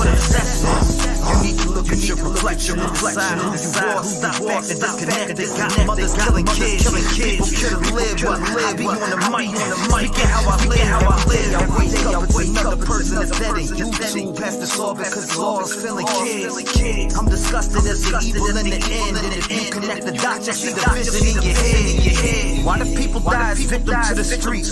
They wonder why I'm up all night and can't sleep. I'll be the voice for everyone who can't speak. L.E. fell Kylie and now Sammy is free. AWP did a good deed. Y'all be talking all that shit, but they just do it for free. 16 days for 35 minutes. Y'all tried to throw them off and just wanna play the victim. Reaching out to YouTube channels for clout. I wouldn't check TV if I went in your house. And that's up investigates. Stay sending out the hate. Why you mad at Doug and Nick for finding Kylie in the lake? Make it make sense. You're a fake bitch. You were there for money and now you're mad over fake shit. And that's something I can't relate with. Zero emotion from the mom and the statement. All I seen was the devil in her eyes. Tony died, you were fake. I can see it through your lies. Got Sammy on your stream like the FBI. You been grooming little kids. I can see your holding sky. If your mail calling Ronnie up on the line, why you lie to the people and say you gon' do it live? Santa May, you're looking at your sus. Gotta